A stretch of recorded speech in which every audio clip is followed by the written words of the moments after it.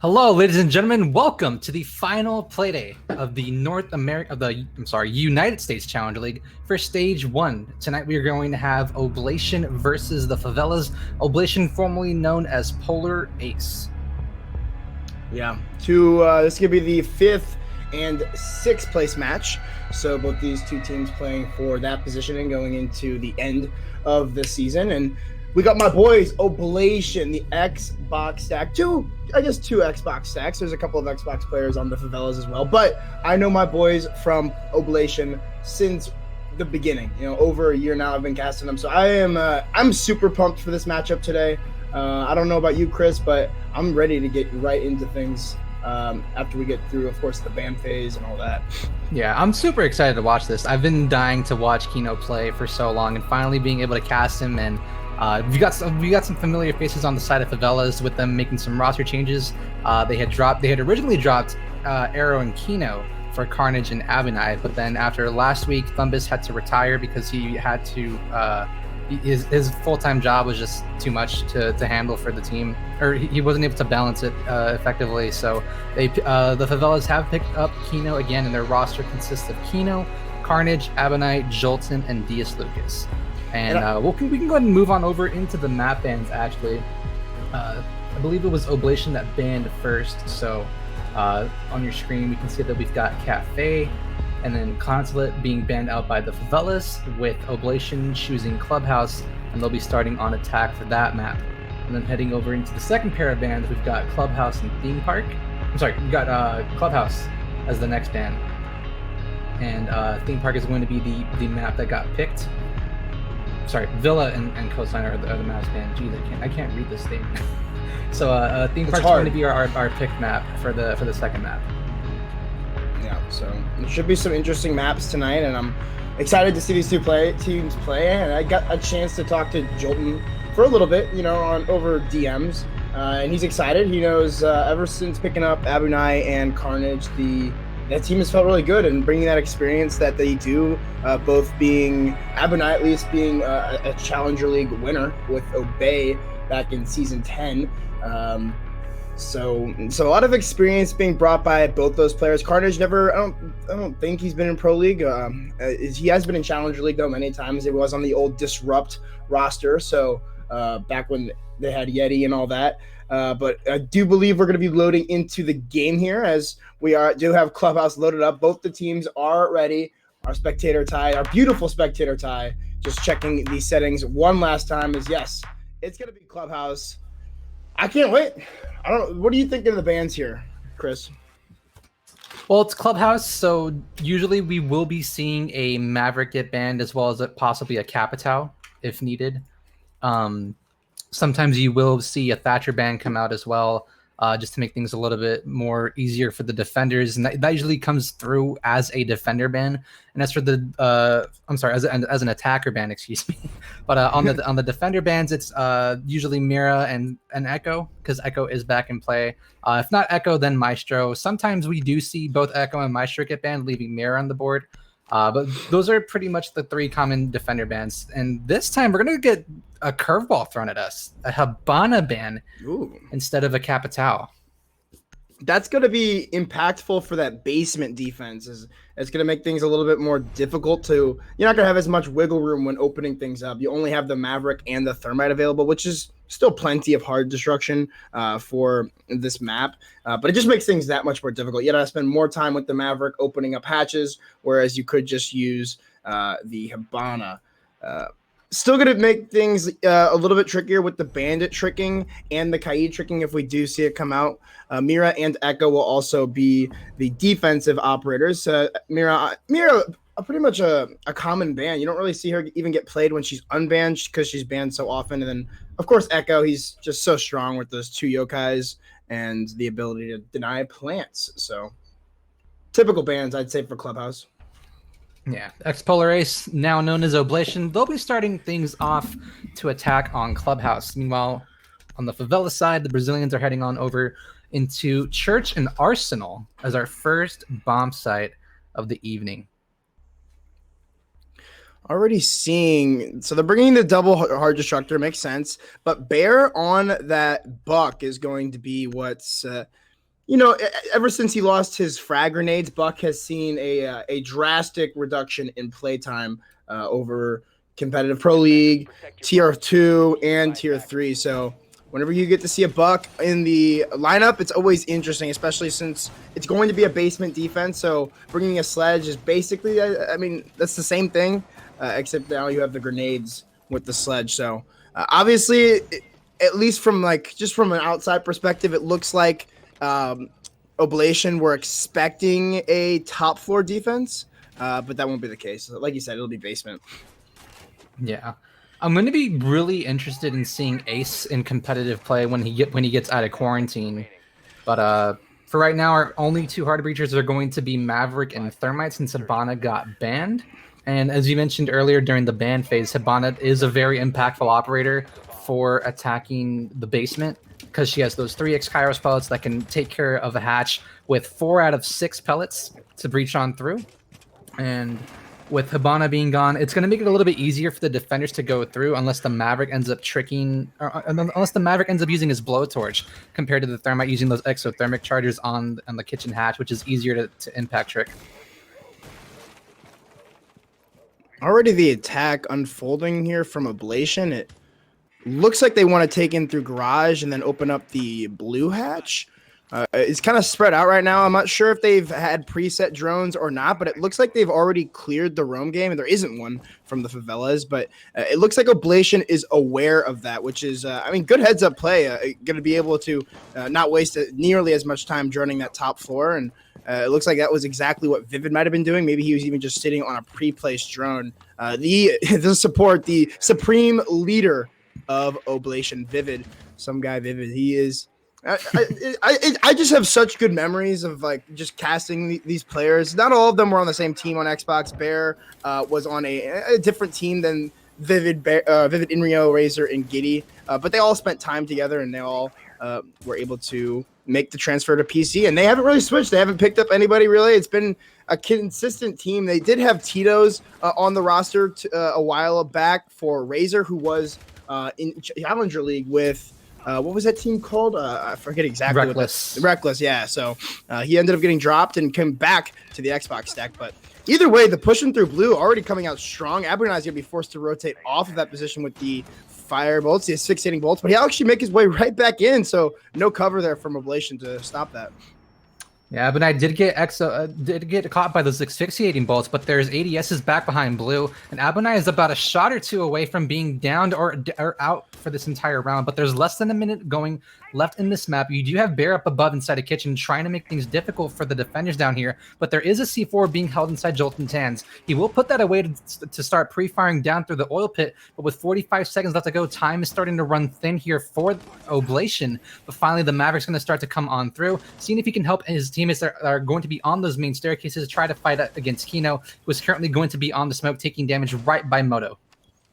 Only 30 seconds left, and all 10 players are still alive in this round, so it's going to have to be an absolute bloodbath here. The first frag will come in for Inrio. He'll take down Kino. A trade out immediately, but it's going to be frags back and forth. We're left in a 3v3. 15 seconds left, and the push is coming in through Church. Vivid planting on the soda machine, on the fridge, and it'll be another kill for Razor as DS Lucas could possibly go for a rotate in through the main hall, but the plant's down. It's post-plant positioning for Oblation, and Nitro Cell comes through, but I'm not sure why that didn't come through earlier to deny the plant. Jolton actually hits a nice headshot onto Bear to leave everything up to the Thermite of Vivid, and it'll be DS Lucas. A nice shot there onto the Thermite. That'll be a retake from the favelas, a position that really was just quite awkward for both teams, but either way, round one goes to the favelas. A good execute to come out there for Oblation, but a very, very poor post-plant coverage to come out from the attacking squad there. What they could have done better there was, in all honesty, Vivid should have just stayed inside Moto. Granted, he was getting pressured from the Kaid that was rotating away from blue into Armory and going to pressure inside of Long Hall, but he also had to worry about where the Vigil was coming from. And from the looks of it, he was guessing that the Vigil might have still been creeping over long. I don't think he saw that the Vigil had rotated over towards the main staircase, which is what we saw, resulting in the round win there for the favelas. But for right there, in all honesty, what could have happened is for Oblation, they should have just taking a deep breath, held their positions, and the Maverick just honestly had to wait for the cross to come in from the Vigil because, number one, for Favelas, they didn't have a rotate in between Armory and Long Hallway leading over towards Church. The Maverick had the power position there at the bottom of the main staircase. And number two, your Thermite is sitting inside of Moto, and all he has to worry about with there being no rotation in from blue is to just watch the Armory hallway. So if they have those two angles being covered from Oblation, they win the round pretty fairly and easily there, despite the numerous refrags that came out from both sides. So well done to the Favelas being able to secure that first round. And hopefully for Oblation's sake, they're able to tie things up here on round number 2 and put us at 1 apiece.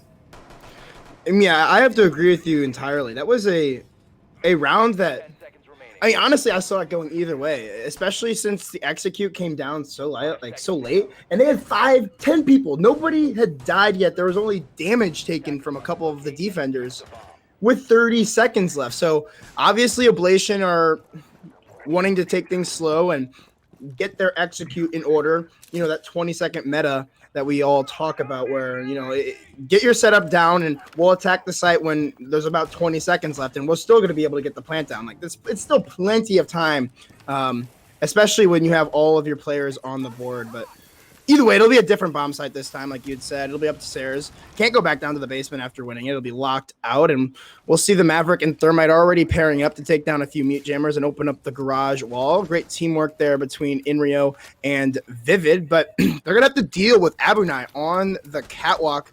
Has 2 ADSs here to kind of hold his position, and the default camera in garage is still up, so either he or one of his teammates can hop on that and give out intel as some of the drones are going to come through. It looks like they're going to try to get down below in order to maybe take off the bandit trick. But no, they're actually just going to use the Maverick here, and an aggressive angle by Jolton will take a little bit of damage off of Inrio, but he'll eat about the same from Bear on that rappel, who's watching the angle for his teammate. Very good coverage to come out here for Oblation to protect the Maverick from Inrio. You've already eclipsed over 1:20 on the round here, but right now Jolton looking...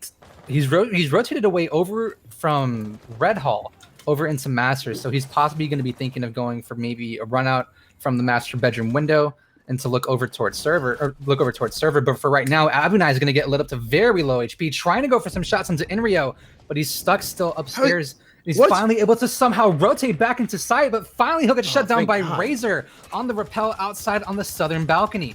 1:10 left in the round here, and Oblation have the advantage to get this plant down.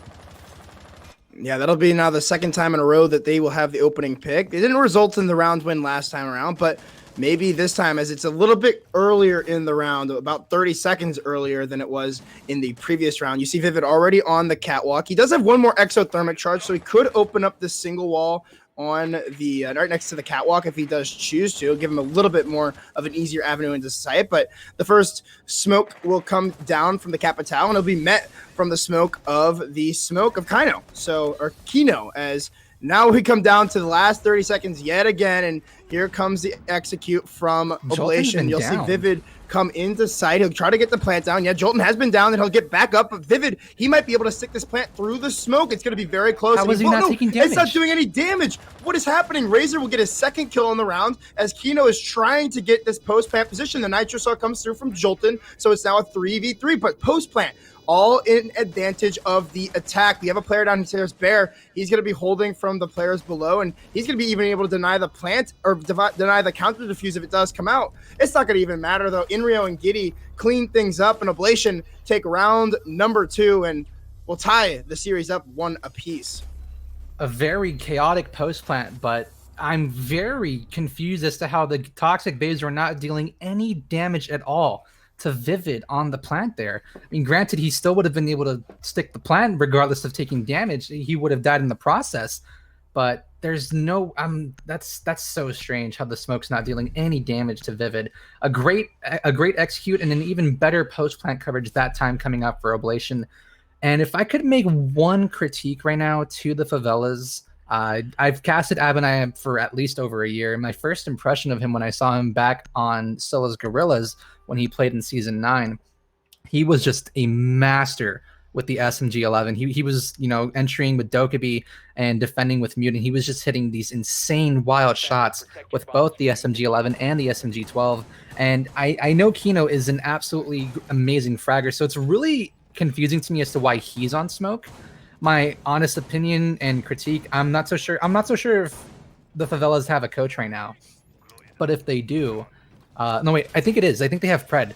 But one thing that I would do to change up the roles is, and to give them a little bit more comfort, you could possibly move Jolton into smoke, move Abonai into mute, and give Kino that Jaeger. And, you know, I'm not trying to downplay on Abonai. I'm just thinking that it would result in better avenues for the Favelas on defense. That's just my assumption and from my experience in seeing these players play out. But obviously, this is what they're rolling with. So hopefully, for the Favela's sake, this is what they can go. This is what will work best for them, and they can try to go up on a 4-2 split for defense on Clubhouse.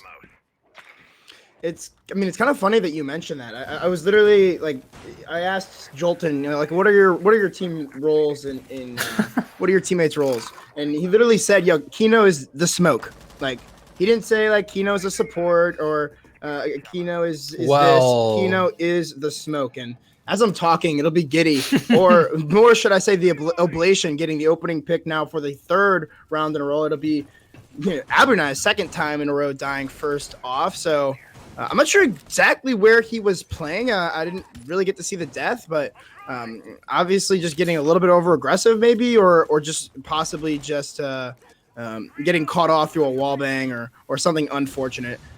Have to just guess on that one, but it looks like the main wall is already getting opened up. I want to say I saw the mute jammer get taken off, but I'm not sure if the thermite had gone to take it out of its way, or if the Maverick is the one that's going to be opening that up. But I don't know, it looks like the thermite was able to open up the wall, and with about half the round, a little bit over half the round remaining, it looks like these Artila are going to be. Well, that's actually an interesting spot because that is able to electrify the garage wall right below the Wamai. So it's a little bit harder for them to rotate in. It's still it might shocked. be bugged. I think no, it's not bugged. Never mind. Giddy's in. Giddy is in. I'm not so sure if he still has any more asphyxiating bullets with those flame bolts. For right now, what a shot from Vivid, cleaning off the head of DS Lucas.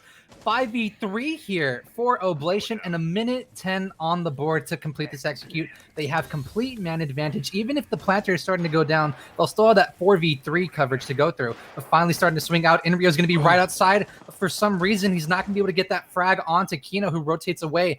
And now Carnage trying to provide coverage from inside of Cash. We'll have a C4 to work with alongside Jolton, so they'll have at least 2 C4s to work with.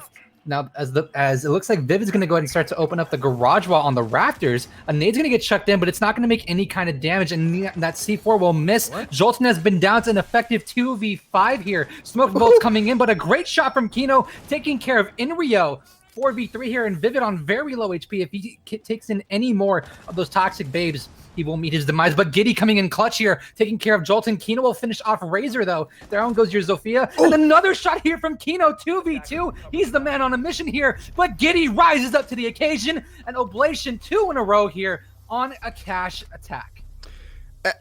Was that an ace from Giddy, or at least a 4K to like that had to have been a 4K or an ace? An excellent round coming out from the Capitao, and I mean, really single-handedly winning that round. We almost saw Kino go off with that SMG11, really hitting his shots, but ultimately it's going to be Oblation taking their second round, and that will cause for a change in the sights. And we will be seeing now the Church Arsenal room again, which is, I mean, where the Favelas were able to successfully win their only round, but it came out of a post-plant position after Vivid had gotten the bomb down in the last 15 seconds of the round. So definitely not a favorable position, especially now going back to it. So they're going to have to change up some stuff on the site in order to be better prepared for the attack by Oblation, which, by the way, these attacks by Oblation are very well coordinated and very, very good, very strong. Very well-timed peaks coming out from Giddy in that last round, able to clutch up the round for his teammates. And overall, that execute, and you saw the patience there from Vivid, making sure to bait out that utility, having Giddy use those smoke bolts from Capitao to be able to bait out the defender toxic babes, the C4s, whatever was needed to make sure that the plant could go down successfully. And Kino, he tried his damnedest. He tried so hard there to win the round for his team. But ultimately, it just was not enough. And with the SMG-11 in hand, it's only got so many bullets before you have to reload. It almost feels like with every gunfight you take, you have to reload with that gun in your hands. So it's definitely not a favorable weapon to be taking like a 1v3 or a 1v2 with. But he tried so hard there, and I got to give props to Kino there for attempting, and he almost won it had he landed that third shot onto Giddy. But Giddy ending up being the superior player there in that engagement, and we're now at a 2-1 lead here. So for Favela's sake, this being their only bomb set that they've won, they'll have to win it again if they want to go up 2-2.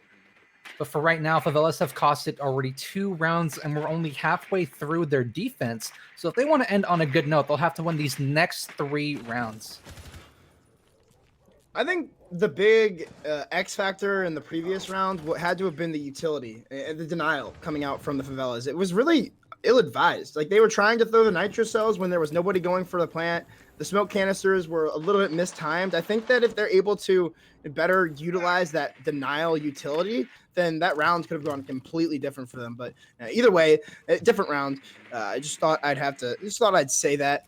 But we do have this church defense again, and you see Lucas here underneath the hatch. He has those impacts available, so obviously going to be using those to impact trick the hatch. It's going to be a little bit of a weirder situation, since it's not that like you're impact tricking the Habana pellets, but you're actually impact tricking an exothermic charge, which is going to be a lot more difficult for the attack to get onto the hatch without either getting nitro celled or even just shot off. But either way, the first succeeding bolt will come out, and that'll cause Abonai to rotate away. We saw this in the first round as well, and he was actually allowed to rotate back in to this area. So we'll see if there's a cutoff now coming out from Oblation. It looks like that's going to be Razor's job, as he's just holding the angle here. He does come off of it for a second. It's if Abonai is able to rotate back into blue, that could be huge again. And he looks like he is. So again, another misplay coming out from Oblation.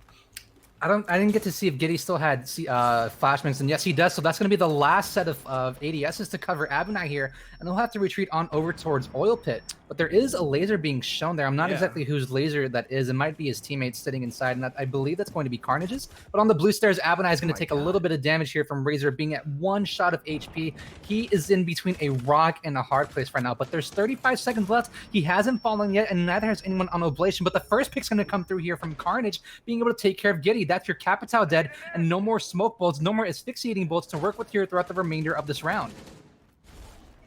And another down will come out onto Inrio, so things are looking very strong for the Favelas in round number 4.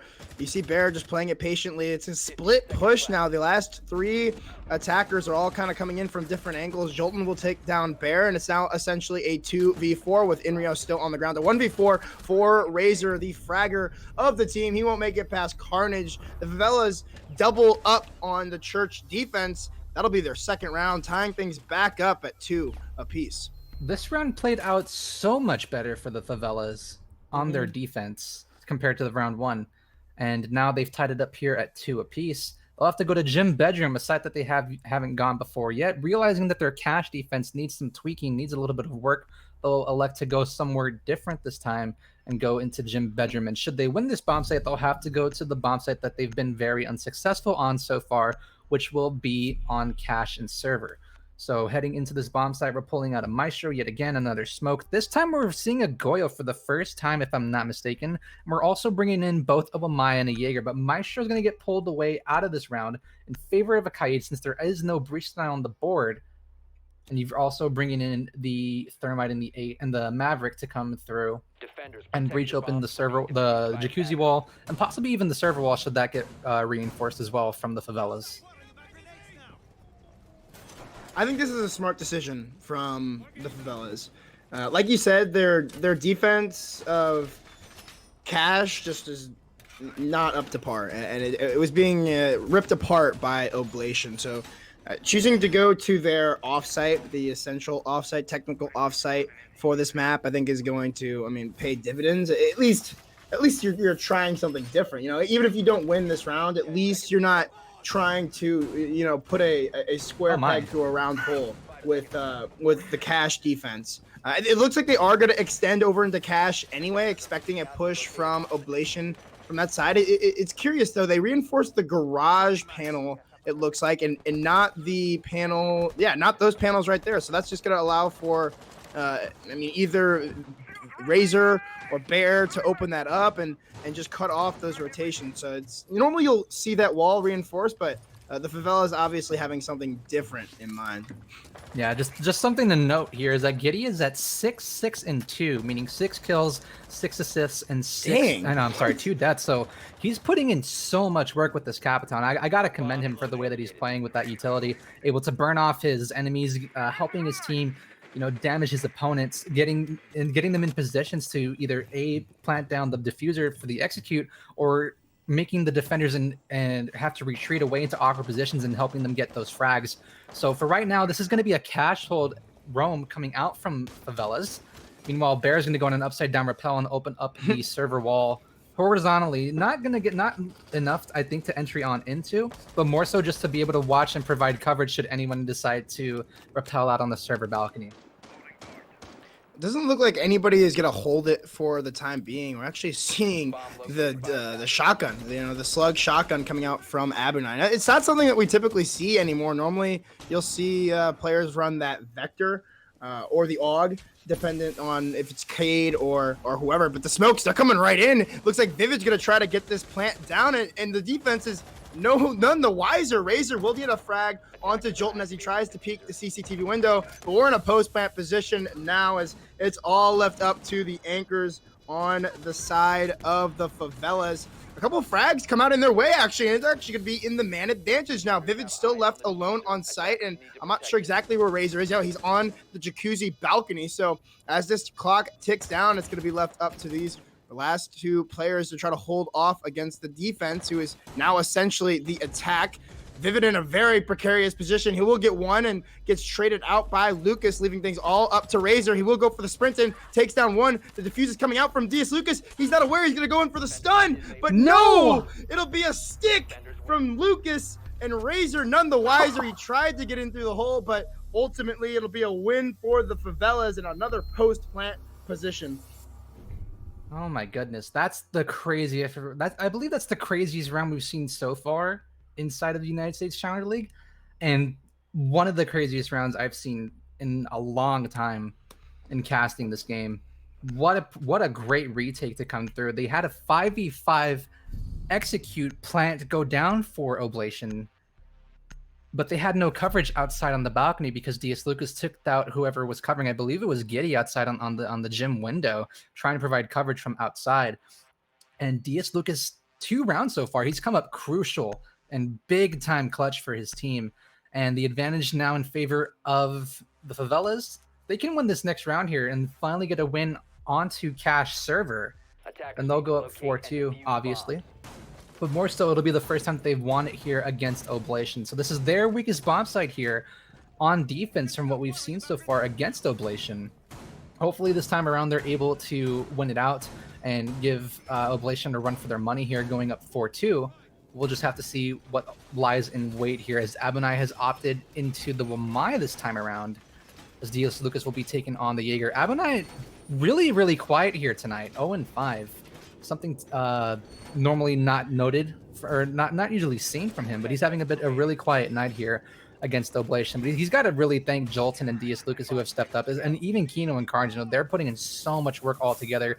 Granted, Abunai's being the opening death, but he's wasting a lot of attacker utility, whether it's from Giddy's crossbolt, Giddy's firebolts, Giddy's smoke grenades, flashbangs, grenades coming out from the attack. So he's pretty much just been a human punching bag here for Oblation, but it's doing his team a lot of good work here, being that they're up 3-2.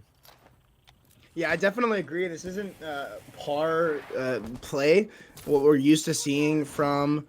Oh, the Cade trick from Carnage up above. They're trying to get the mute jammer off, but as he does put the exothermic on, it'll be an excellent play here from Carnage, who is, just proving that 200 IQ that he has. So that'll force Inrio to just make this wall soft. He's going to say, yeah, forget about this Cade.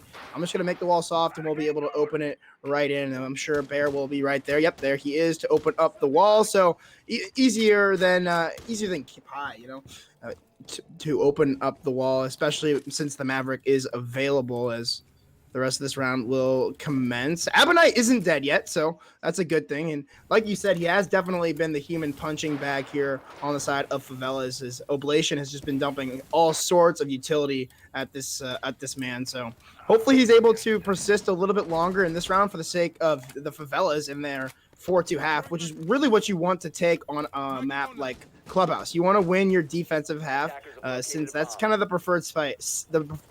Oh my god, the preferred side. Yeah.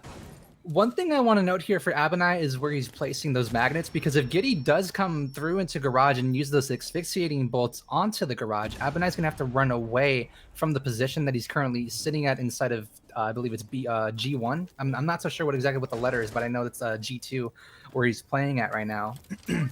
And the position of those magnets, if Giddy's going to come up here, which is exactly what he's doing so right now, as Abonai tosses another magnet, he's going to be stuck in a very tough position depending on where Giddy places those asphyxiating bolts, because the fire will spread out and will force Abonai to run over into a different position.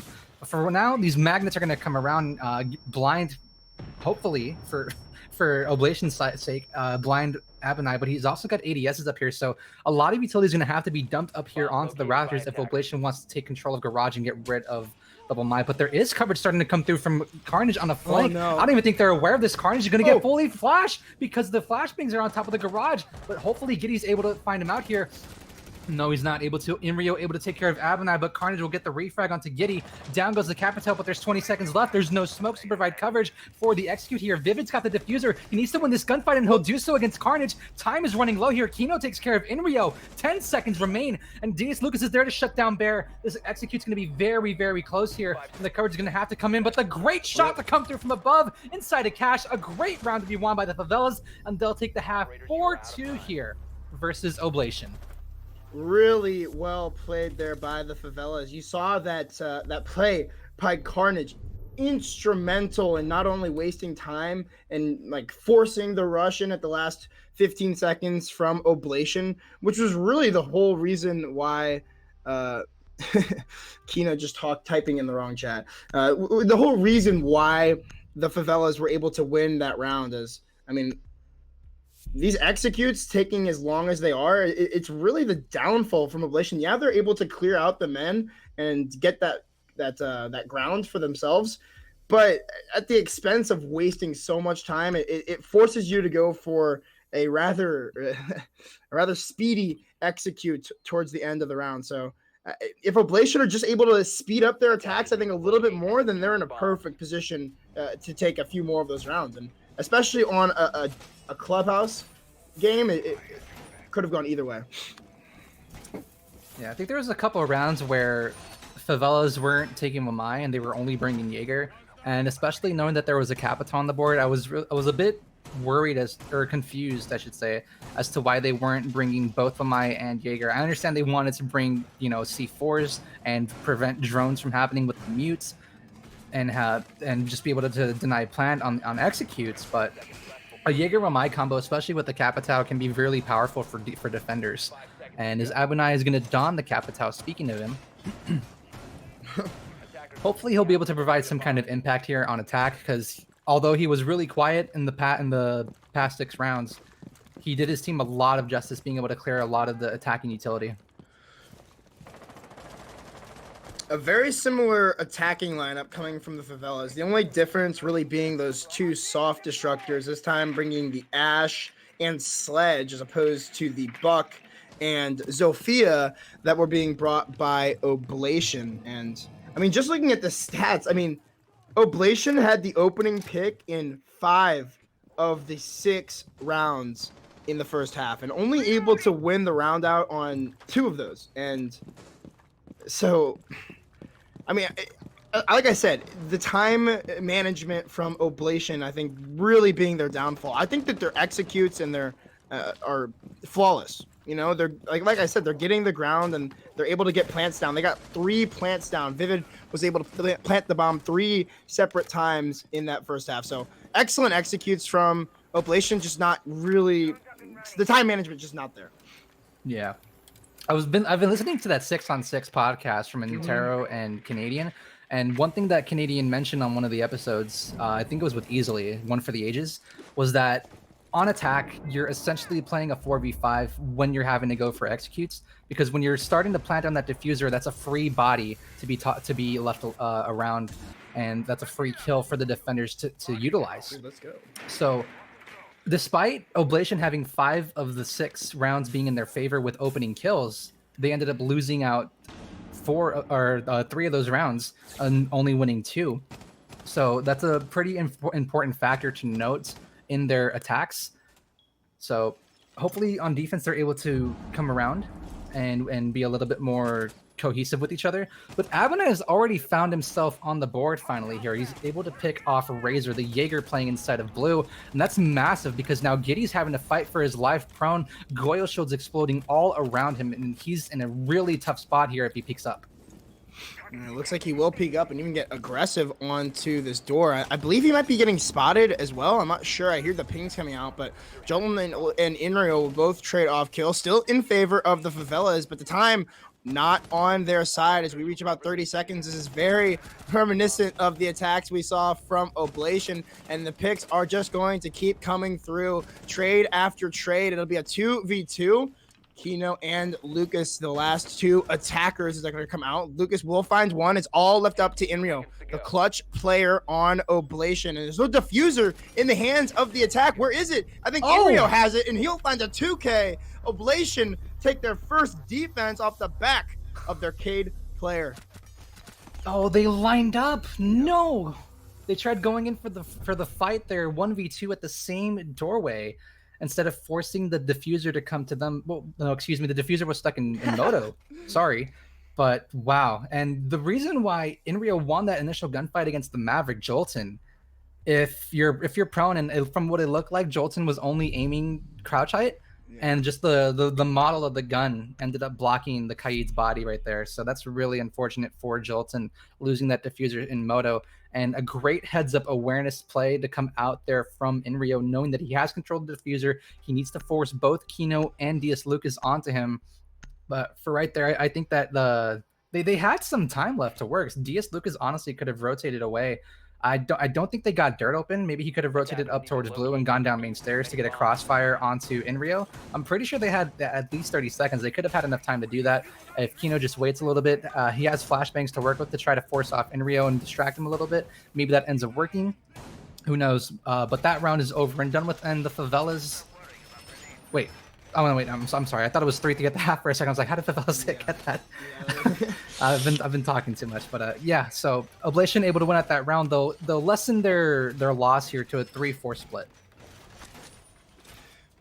And I just want to give a little bit of background. You see the kind of like the back and forth, a little bit of back and forth in chat. But I was talking to Giddy actually earlier in the week, and I was asking him about the match. This wasn't originally supposed to be played. This is a match that really means nothing. It doesn't change the amount of money that you win. Nothing. The seeding doesn't really matter for next season. But I know that Oblation really wanted to play this map as they're a lot. These players are really good friends with Arrow, and after Arrow got dropped for Abenai and Carnage, I think these players really, Oblation that is, they wanted to kind of take it to the Favelas and show them, like, you really shouldn't have dropped this player. He's our friend, and it was sad to see him go. But either way, it'll be the opening pick for Kino. That'll be Vivid, your Cade off the board. So unless he was able to put those down pre-placed, those Electric Claws aren't going to be meaning much more in the remainder of the round. Yeah, just to preface what I was saying earlier during this round, I went back to look at the time frame, and I was completely wrong. There was only about 10 seconds left, so that rotate couldn't have happened, and they needed to, and both DS Lucas and Kino needed to hit that shot, but Inrio's just better in that moment, and he was able to take care of Kino and DS Lucas, so that's strange. Okay, what? Razor trying to rotate away, but there's great communication obviously coming through from Favelas here, as both the Jaeger and Vivid are hunted down by Kino on the Ash. And last I was aware of, Kino was on Thermite duty, so this is obviously a great change in the role for him. With only half the round left to go, the Favelas are in a prime position to win this round in a 5v3. Yeah, excellent position. And you can see some of the players from Oblation starting to get aggressive. They know that they need to try to find some picks here. And as Inrio starts to get pressured on Catwalk, the picks are going to be needed even more than ever. You can see the grenade and the asphyxiating bolt starting to come up towards Inrio. A couple will just bounce away as the Wamai is the one playing that position. But finally, he will get picked off as Bear does get a trade, though, onto the main wall. But now we're all left up to Giddy, the Maestro, with the Alda. 81 bullets, definitely has the ability to clutch this round out, but it's Kino with a 4K on the round. Excellent play by the Ash player. That'll be Favelas taking their first attack now in the second half. 5-3 split. Very well played from Kino that round, giving the Favelas a 2-round advantage yet again. We're heading to round number 9 into CCTV and cash yet again. So from what it looks like to be here, both these teams are struggling a little bit on their server cash hold.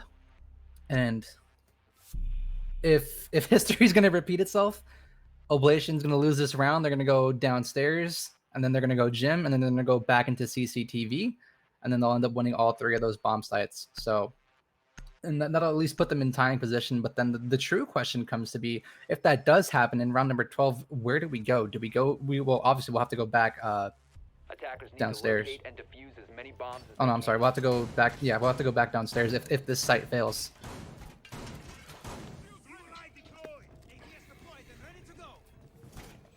Putting a few shotgun holes in the wall this time. I'm not sure if they did that last time. I wasn't able to see, but that's just going to make the Maverick trick a little bit more difficult, as going around those holes can just sometimes just be weird with the UI in this game. As it's kind of weird. It's weird how it works with the holes that are made, but it does make the Maverick's job a little bit harder. So Oblation just doing everything they can to try to delay a little bit more time, or just make things a little bit more difficult for the attack, as it's going to be the exact same defense coming out from them. They're going to be bringing the exact same operators as well, so nothing changing between either of these two teams, as I guess Oblation feel like if they don't get those, if they don't lose those 2 men early on to Kino entering in through the main door, this is a completely different round for them. And it looks like that's exactly what it's going to be. They still see these players roaming down here, but I would imagine that they're going to be playing their lives a little bit more safe. Yeah, Kilo's going to be a very crucial factor here for the Favelas on that entry down below on the first floor, right outside of lounge. And for right now, if I'm not mistaken, that's going to be possibly Razor's up above. Oh, it's gonna be Vivid down below. Yeah. And Bear's also gonna be covering on the cache stairs. But Kino, hearing the window being broken open, he guessed it was over by the pool table, and he's gonna go ahead and drone that out right now. But it's actually gonna be up above with Razor at the gym window, punching the bottom of the barricade. So that way, if he does need to jump out, all he'll have to do is just vault through. The barricade will break on open, and he'll have clear access to shoot on over towards server. But right now, Kino's just on drone duty. He's gonna go ahead and spot out the Jaeger of Razor down below on the first floor, rotating on those main stairs. Patient play coming out this far from Oblation, as the attack has been able to open up into garage, and you can see Kino starting to delay a little bit of this utility. Abunai is here to cover in case somebody does peek from the stairs. It's curious, they chose to open up a different wall than what you normally see. Oh, that's great timing. As they start to kick out the utility, it'll be Inrio to fall to Lucas or Jolton with the grenade. So excellent play from the Maverick, and kills will go back and forth now, as it'll leave us in a 3v4 in favor of the Favelas. The execute likely to come down at any moment, as they're just still, getting their ground and getting the intel onto the remaining 3 defenders. There's still a nitro cell below if Vivid still has it in his pocket, and the 3 gas canisters from Bear. So definitely have the ability to win this round out for the defense, as the first gas canister will come out, just delay a little bit more time. Only 45 seconds, so he doesn't need to delay that much more. A couple pre-fires coming in from Razor will deal damage to Kino, but not enough to take his life. And if they aren't able to clear out this Cade, this could be an easy clutch up for the defense. The first plant likely to start coming down. The second gas canister will come out, and it looks like it's not even going to deny Jolton. The nitrocell will come through, and that will deny the plant indefinitely. No more gas canisters, though, for Baron. No more denial on the Cade either. So if they try to go for a second plant, that could prove detrimental. The rush coming up the red stairs. It looks like Vivid is aware, but Abernai wins the fight out, and Lucas gets the kill onto Bear. So Favelas take their second in a row, and they'll propel themselves onto match point. Abernai, completely different beast here on attack, showing that the Capitao is all he needs to put himself on the board. Maybe Jaeger is a little bit overrated for him. Maybe he needs to just stick to those flex rolls. I'm not so sure. But attack clearly being a lot better here for Abernai and for the Favelas. They've been able to put themselves on the map here. 6-3 lead, only one round away from winning out map number 1. Should they win it here, I believe we'll be heading on to Theme Park for our second map. Yes. So this has been a very, it feels a little one-sided in these recent rounds from Favelas. Yeah, and they've also been able to find the opening pick in all 3 of the rounds here on their attacking half. So really not giving much wiggle room to Oblation whatsoever. Definitely got to be curious for them. I mean, they're gonna get to go back down to their basement defense, which was the only site that they were able to win. But I mean, that was off of the back of Inrio really clutching things up there as he dropped the diffuser inside of Moto and was able to clean up the final 2 kills as they pushed him in the 1v2. So I don't know. It doesn't look good for Oblation going into round 10. And they have to, I mean, they can't, I think this is a Favelas map, right? I want to say it was. No, actually, I think it was Oblation. Let me go back. I have to go back and look. This map was picked by Oblation, yes. So this is a pretty poor showing for them from them so far. Only winning out 2 attacks and 1 defense so far. We're heading downstairs into basement, and like I said before, we're seeing a repeat of the past here from when Oblation was on attack. They were able to clear out CCTV pretty easily on their first 2 attempts at it. And then it all changed when the Fire Nation attacked. No, I'm just kidding. It all changed when Favelas went down into the basement and they started racking up defensive wins. They were able to win downstairs in the basement, and they were able to finally win in CCTV. And one of the rounds that should have never happened, that ended up going in the Favelas' favor, was that one time that they went to gym bedroom where DS Lucas just stuck the counter defuse. He was inside a gym, holding F, waiting, biding his time, making sure that the counter diffuse was on his side. I think the impact tried to come through from Razor, but they were just not close enough to deal enough damage to at least down the Jaeger, given that he was the only member alive, which would have resulted in his death. But some of the rounds that have happened here should have gone in Oblation's favor, and those small, tiny mistakes, just the smallest mistake, can cost you a map. And so far, it's looking to be like that's happening here for Oblation as they're facing down the barrel of their first map loss here, and possibly quite ending up in 6th place. Yeah, I mean, it's definitely looking like that, and we're going to be seeing, similar play here. We have the Jaeger playing in behind the rack inside of blue. As you see a late shield actually coming down from Vivid as the push has started to unfold. It looks like he's decided to move that away from dirt, which I believe is where it might have been placed before he moved it. Nobody opening up dirt, though, is going to give him cause to change that location and have it be a little bit more useful for the defense. The first asphyxiating bolt will come down from Abernai, as that's going to be clearing out the rack inside of blue, and we will see the first opening pick on defense. Jolton going to fall, as that's going to be instrumental. Not going to be able to use any more hard destruction in this round unless Carnage is able to get in a position, and there's actually very few drones left up for the attack. Only 4 drones, as Kino has one still in his pocket, but likely that he's not going to be using that as there's only 30 seconds left in the round, and Jaeger getting super aggressive here. Razor, as he's just trying to take this fight with the Ash, I believe, inside of blue. Going to deal a little bit of damage, but Kino is ultimately going to be the one to get the kill. A nice nitro cell from Inrio will even the man count, and the peek out from Razor will do just that. get the frag. Abunai has to cover here as Lucas is going for the plan. He's been able to move his way into the black box, but Razor hits a nice shot onto Abunai, and it's now all left up to Lucas. Oh! He can't even get the frag against Ace as he comes off the plant and attempts to, or Oh against my Bear, God. as that will be the second round here for Oblation on the second half. Kino is he's such a maestro with the Ash, so elegant with the way he moves, and getting those 2 picks down inside of blue, well done. The first one being inside church, the other one firing through, I believe, either into dirt or in the deep corner of armory. And if he won that gunfight against Razor, I would have been so shocked. That would have been game over. That's map 1 in the books right there for Favelas. But Razor dancing with the devil of Kino.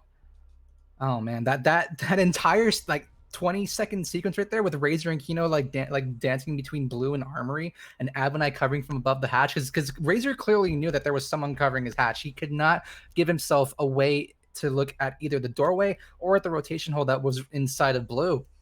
And with the soft wall being opened up by Kino, I thought it was going to be over. If Kino wins that gunfight against Razor, it's all done. But Razor is stepping up to the occasion there for his team and proving very resilient here against the Favelas. We'll at least play one more round here for Oblation, and we'll be heading into Gym Bedroom. And the last time we went here, it was when Oblation, excuse me, no longer Polar Ace, were on attack, and it was one of the closest rounds that we've seen. Razor trying to stop Diaz Lucas from counter diffusing in the southeast corner of Gym. And it really all came down to Diaz Lucas getting that crucial pick from server and taking, I believe he had taken care of Giddy. He was outside on the balcony, rendering that coverage useless. So hopefully this time around, for Oblation's sake, they have something a little bit better up their sleeves and don't really reside on luck. I mean, it kind of is luck that Diaz Lucas was able to get that through, because if Razor didn't have any stuns from the lifeline, that's the round for Oblation. Yeah, definitely. And we'll see the first Gym Bedroom defense for Oblation as Razor. He'll get the first pick of the round, playing on the Legion now, not on the Jaeger like we see him play so frequently, but still going to be fragging out nonetheless. As I mean, that's going to be your Ash. So those Maestro cameras being run by Bear are going to be able to persist a little bit longer unless you're able to see the grenades from either Jolton or Lucas to come in and deal with those. And a nice roam here. We see this. We saw this roam at SI from what's their name? What's that team's name? Ninjas in Pajamas? No, SSG. I'm sure Ninjas in Pajamas ran it too, but I know SSG also ran this roam with Rampy inside of this room with the impact tricking. It's a very, very strong roam here, especially with those impacts. You normally see a Cade play but ever since he lost, yes, it was both. So I mean that's gonna mean no more exothermic charges. Only the Maverick, who is on the opposite side of the map, will be able to open up that wall now. Oh, I guess we were both wrong. Carnage ended up baiting out the first impact, so...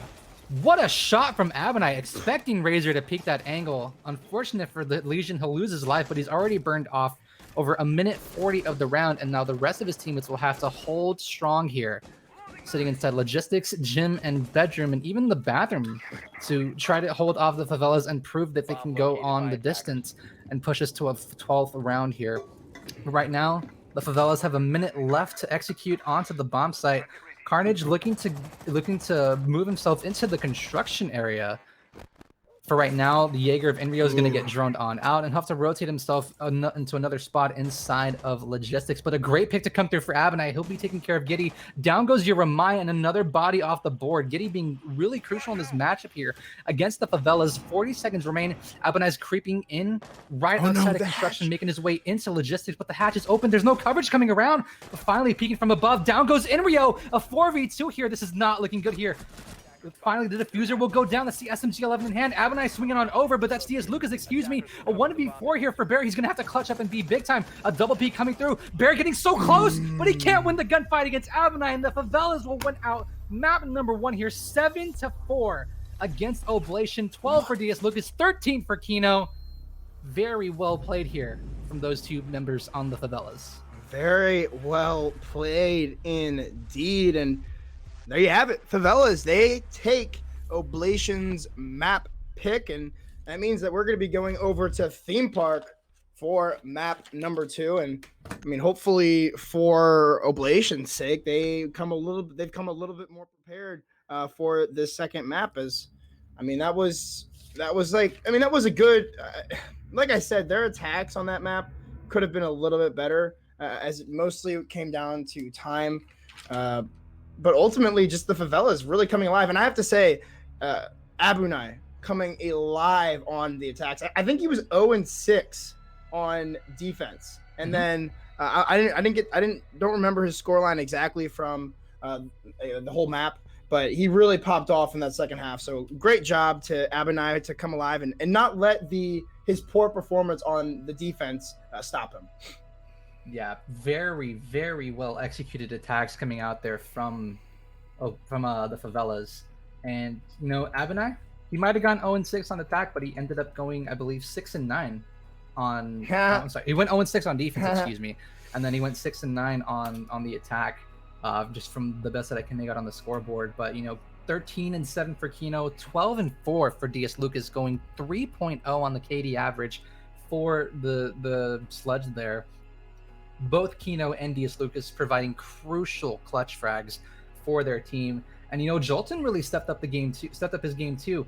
He managed to pick off nine members of Oblation. And although Carnage had the least amount of frags in the lobby for his team, he really stepped up when his team needed him in some of those rounds. He was able to help secure some defense rounds, whether it was through his maestro play, and if it was on attack, whether it was with his great droning or with his positioning on Thermite.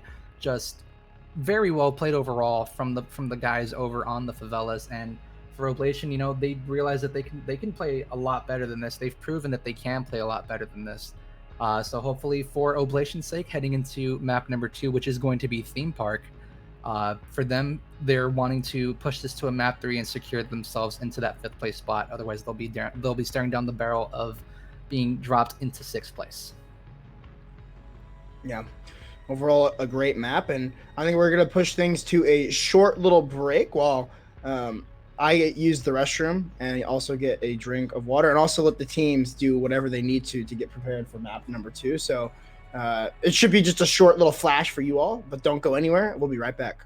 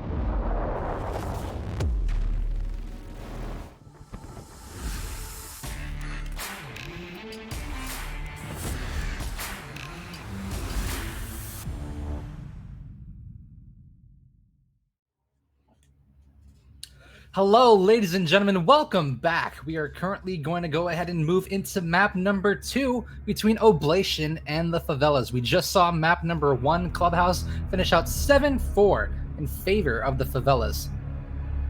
Yeah, and that was Oblation's map pick. Map number 2 is going to be Theme Park, and it is the pick of the Favelas. So obviously coming in with at least some sort of an advantage, as it is their pick. So they obviously chose it for a reason. Looks like both of the teams are ready. So our beautiful spectator, again, I have to say beautiful every time because, I mean, he's just so beautiful, you know, Ty. And looks, we are going to be getting right into things. And I would say, I don't, favela, or not favela, I keep wanting to say favela because of their name, but Theme Park, a map that is one of the newer maps inside of the rotation for competitive play. So haven't had a chance to see a whole lot of it from either of these two teams, but obviously they've been playing it in scrims and dry runs. So both teams should come prepared for it. And with the first ban, it of course will be Thatcher. I mean, what's different, you know?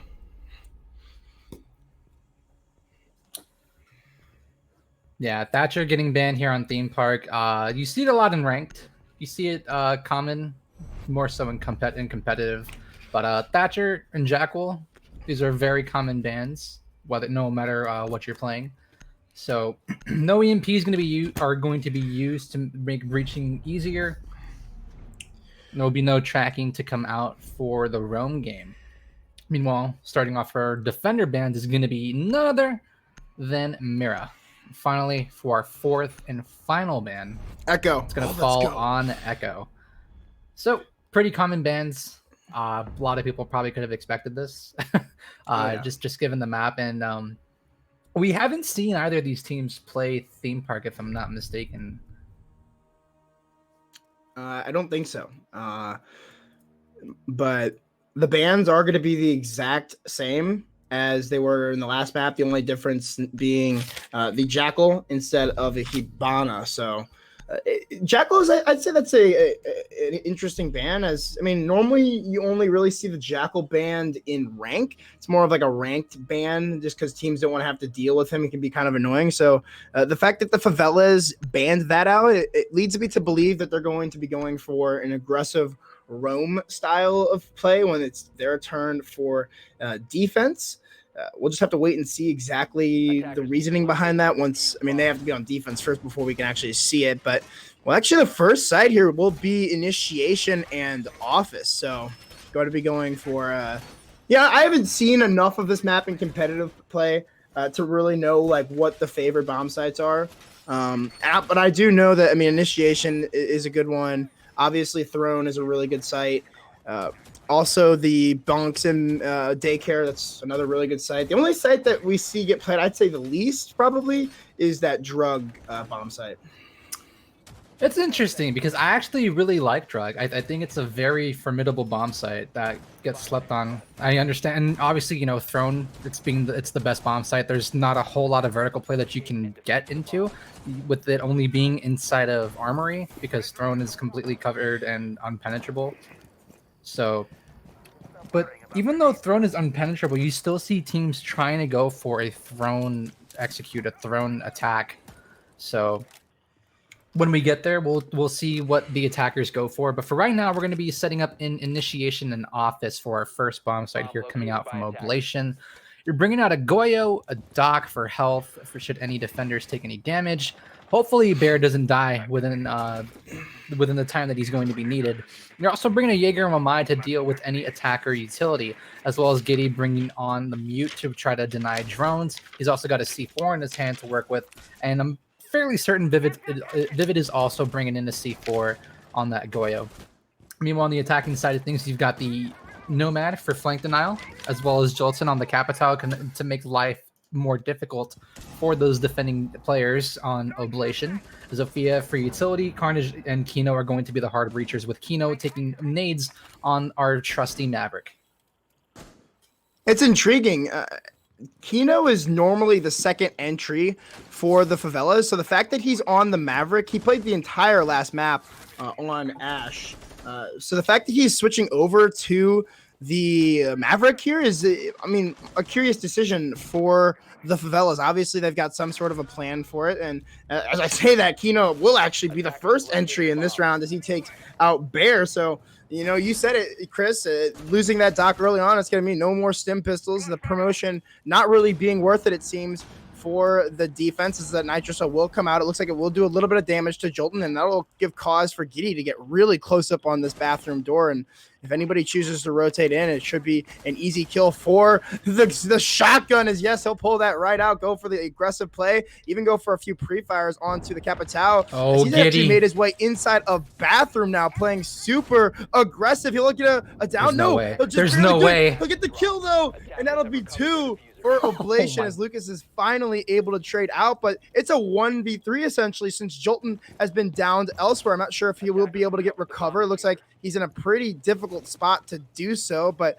he might just go for it as the players aren't really being that aggressive from Oblation. So yes, he will be able to get the pickup onto his teammate, and that will cause for Vivid as he hears the pickup to go for an aggressive swing, but nobody's going to give him the angle just yet as the first bit of utility here will be dispensed. That shield gone for the defense, and some angles being spotted in through initiation as Jolton, he's just rotated his way right in through connector. He'll get shot from the back though by Razor, and he'll leave things all up to Lucas on the Zofia. So the primary entry for Favelas is going to be the last alive, and not for very long. Vivid swings wide off the yellow wall and will take down the last member of the Favelas, giving the first round to Oblation. I love Ty. I love our observer so much. Thank you for staying on Giddy in that entire engagement. Oh my God. How is he allowed to get away with that? He takes care of Kino, who's off drone, and I'm fairly certain, I'm like 90% sure that Giddy was caught inside of the corner on the right side of the bathroom door, right on that vault door, and Kino was still on drone. And then that gives Giddy free range to push him with the M59. Blast Kino away, and then he just keeps control inside the bathroom, able to take care of Carnage, who, despite getting the wall open, ends up falling later on, as we saw. But there should be no way, in no world, should Giddy be allowed to get away with that kind of play.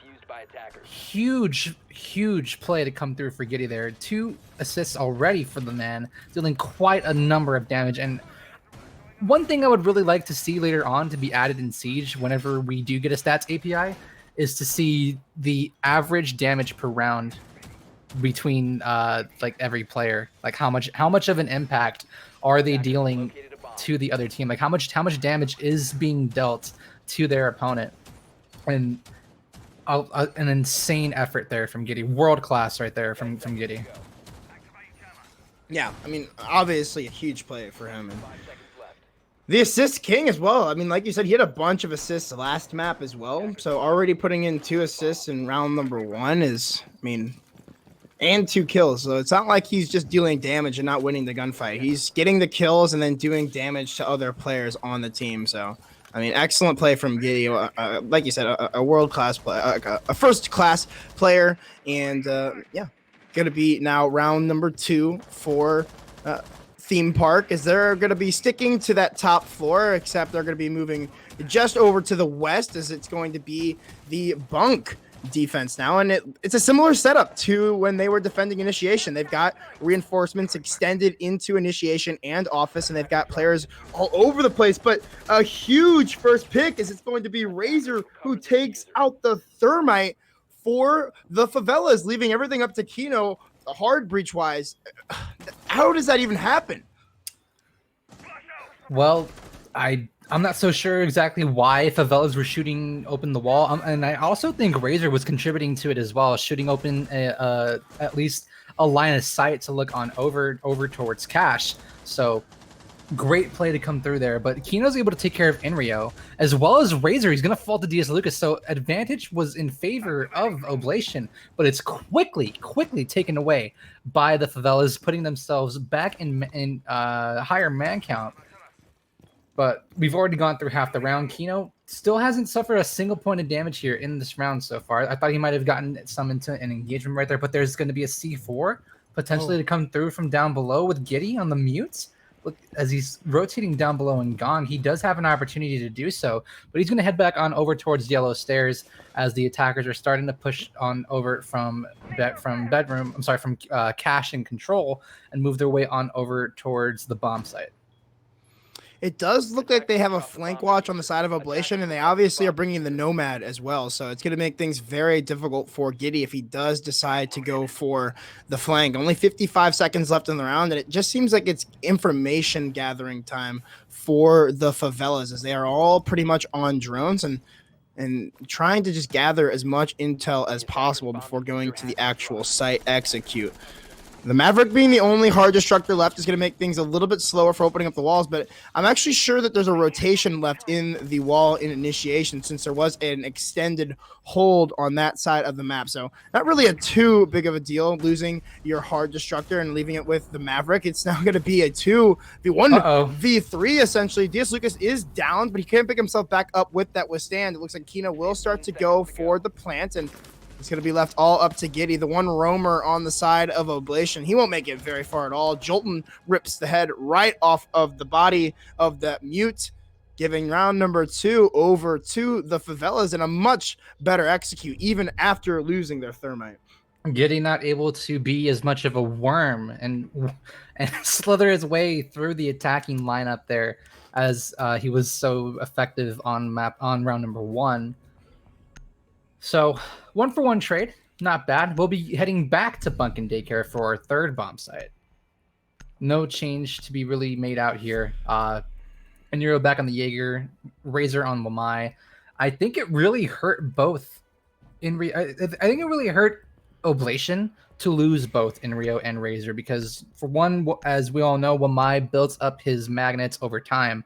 And with Wamai being taken care of in the first minute of action, he was only able to use maybe 2-3 of those magnets to prevent any attacker utility. And with Enrio obviously being on Jaeger, he had already pre-placed his ADSs.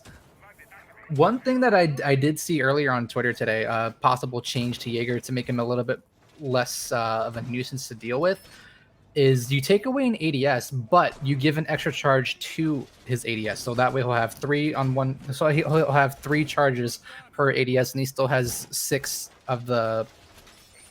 charges per total to work through. I don't know how effective it would be, but it would definitely make attacking a little bit easier, in my opinion, because 1, that would rid an attacker of all their flashbangs in one spot, and 2, it lessens the area that can be prevented from attacker utility. I also saw, I think it was the same tweet as well. I saw where they said that Thatcher EMP grenades, they only disable the ADSs. So that way it's a little bit more balanced. You don't have to, it takes a little bit more coordination in order to get past a defensive setup. So I definitely think that it's a smart decision and one that should definitely be considered in the next patch. So either way, round hopefully.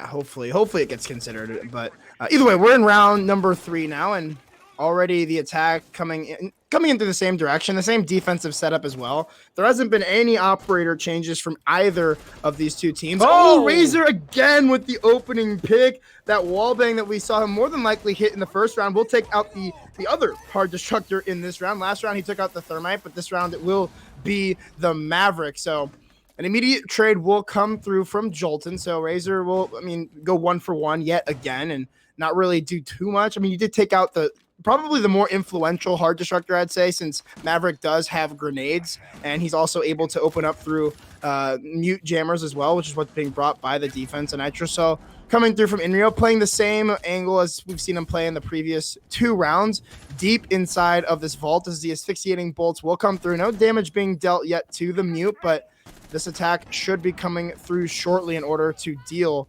with this player, as only half the rounds left remaining. What a shot from Giddy, ripping the head right off of these attackers. It's now a 2v4. Bear will get in on the fun, as he didn't have the best map number 1, but definitely showing up here in map number 2. Carnage is trying to salvage the pain a little bit here as he'll take 1 out. Oh my good God. Night, Enrio. The thermite playing huge, hitting some nasty shots, and we'll be down to a minute left, and it's back to even man count. 2v2 here. DS Lucas and Carnage, Zofia and Thermite respectively, fighting up against a Doc and an SMG-11 on the mute. Can Bear and Giddy get the job done here? Bear going for some pre-fires here, but he's not able to connect anything, as now Giddy will start to rotate over into Daycare and try to connect alongside Bear and try to provide some coverage. But we've only got half a minute left to play in the rest of this round. Giddy doesn't have a C4. A wide swing to come through, and Giddy up, partner. He's able to take care of DS Lucas. All of a sudden, it's on Carnage with 75 HP, but it doesn't matter. Swiftly taking off the head is going to be Bear. And Oblation will take their second round here. I've never heard that before. Giddy up, partner. That's a good one. I like that a lot.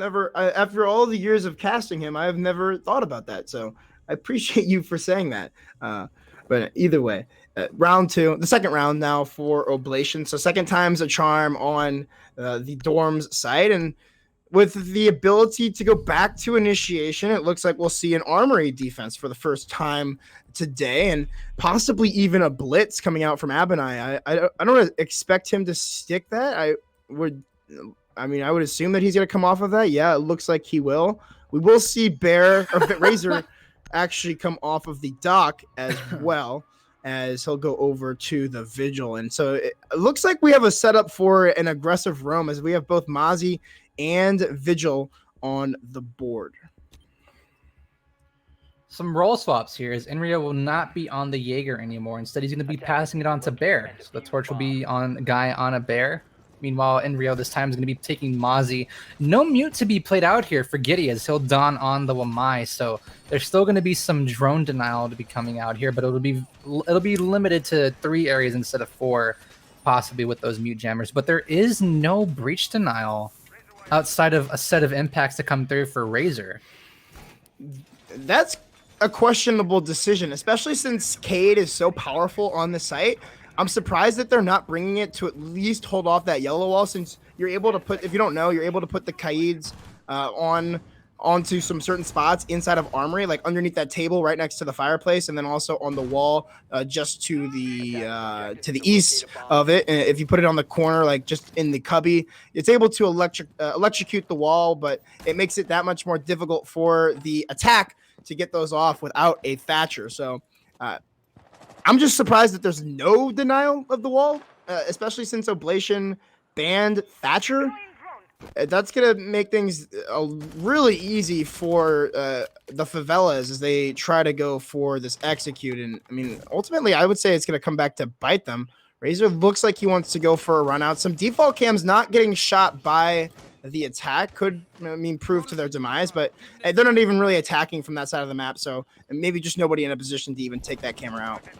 So just based on how this round looks to be played out so far, with Abinai up above and with droning coming through on the second floor, it looks to be that the Favelas want to take control and try to breach above Armory so they can flood the defenders into Throne, where they'll at least be protected from up above, but they're going to be pretty limited on breach utility from up above. So it looks to be that they're just trying to get rid of roamers that could potentially be playing down there.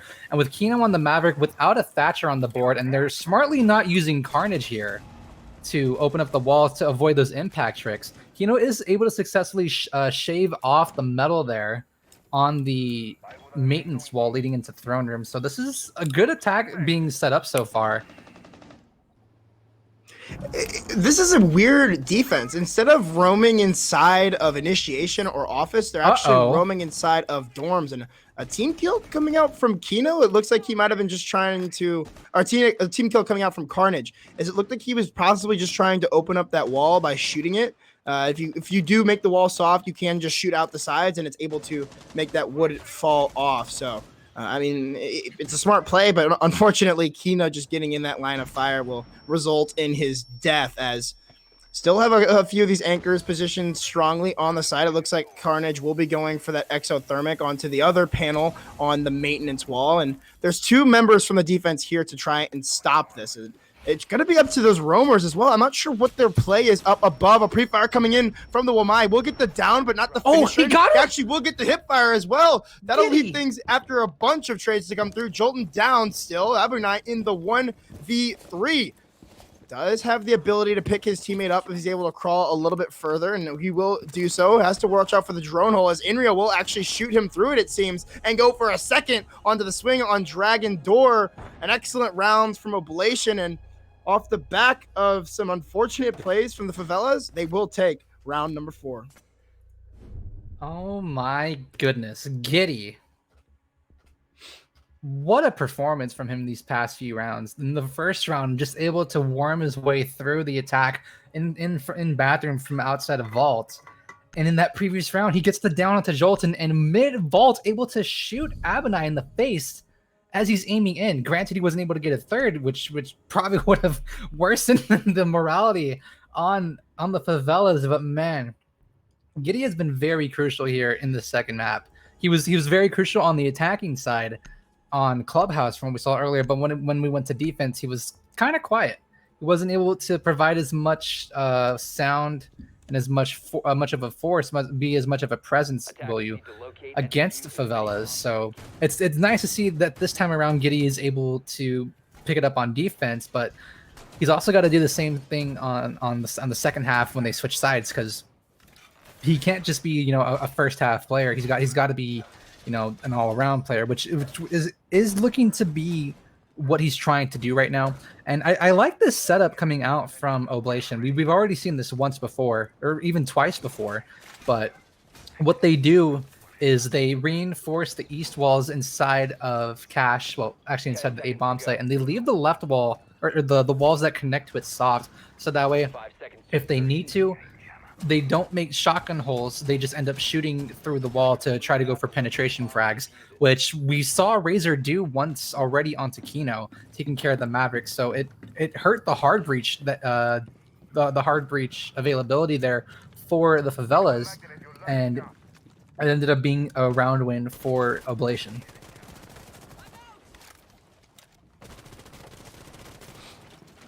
Looks like we might even see a switch up of the attack here. Jolton already starting to enter through the cafe door. Some of the drones even positioned over on the side of this west side of the map. An extended hold in through dorms. Obviously anticipating this, and actually Kino will get the opening frag using Vivid's own shield. So that grenade will come flying through, blow up the shield, and the fire will do the rest. As I mean, that's ironic. You die to your own utility. But either way, the opening pick will go to to Favelas for the second time. They are 2 for 5 on the entry, so not the best stats, but I think the map count, or the round count, will also, tell you really what the outcome of those engagements are.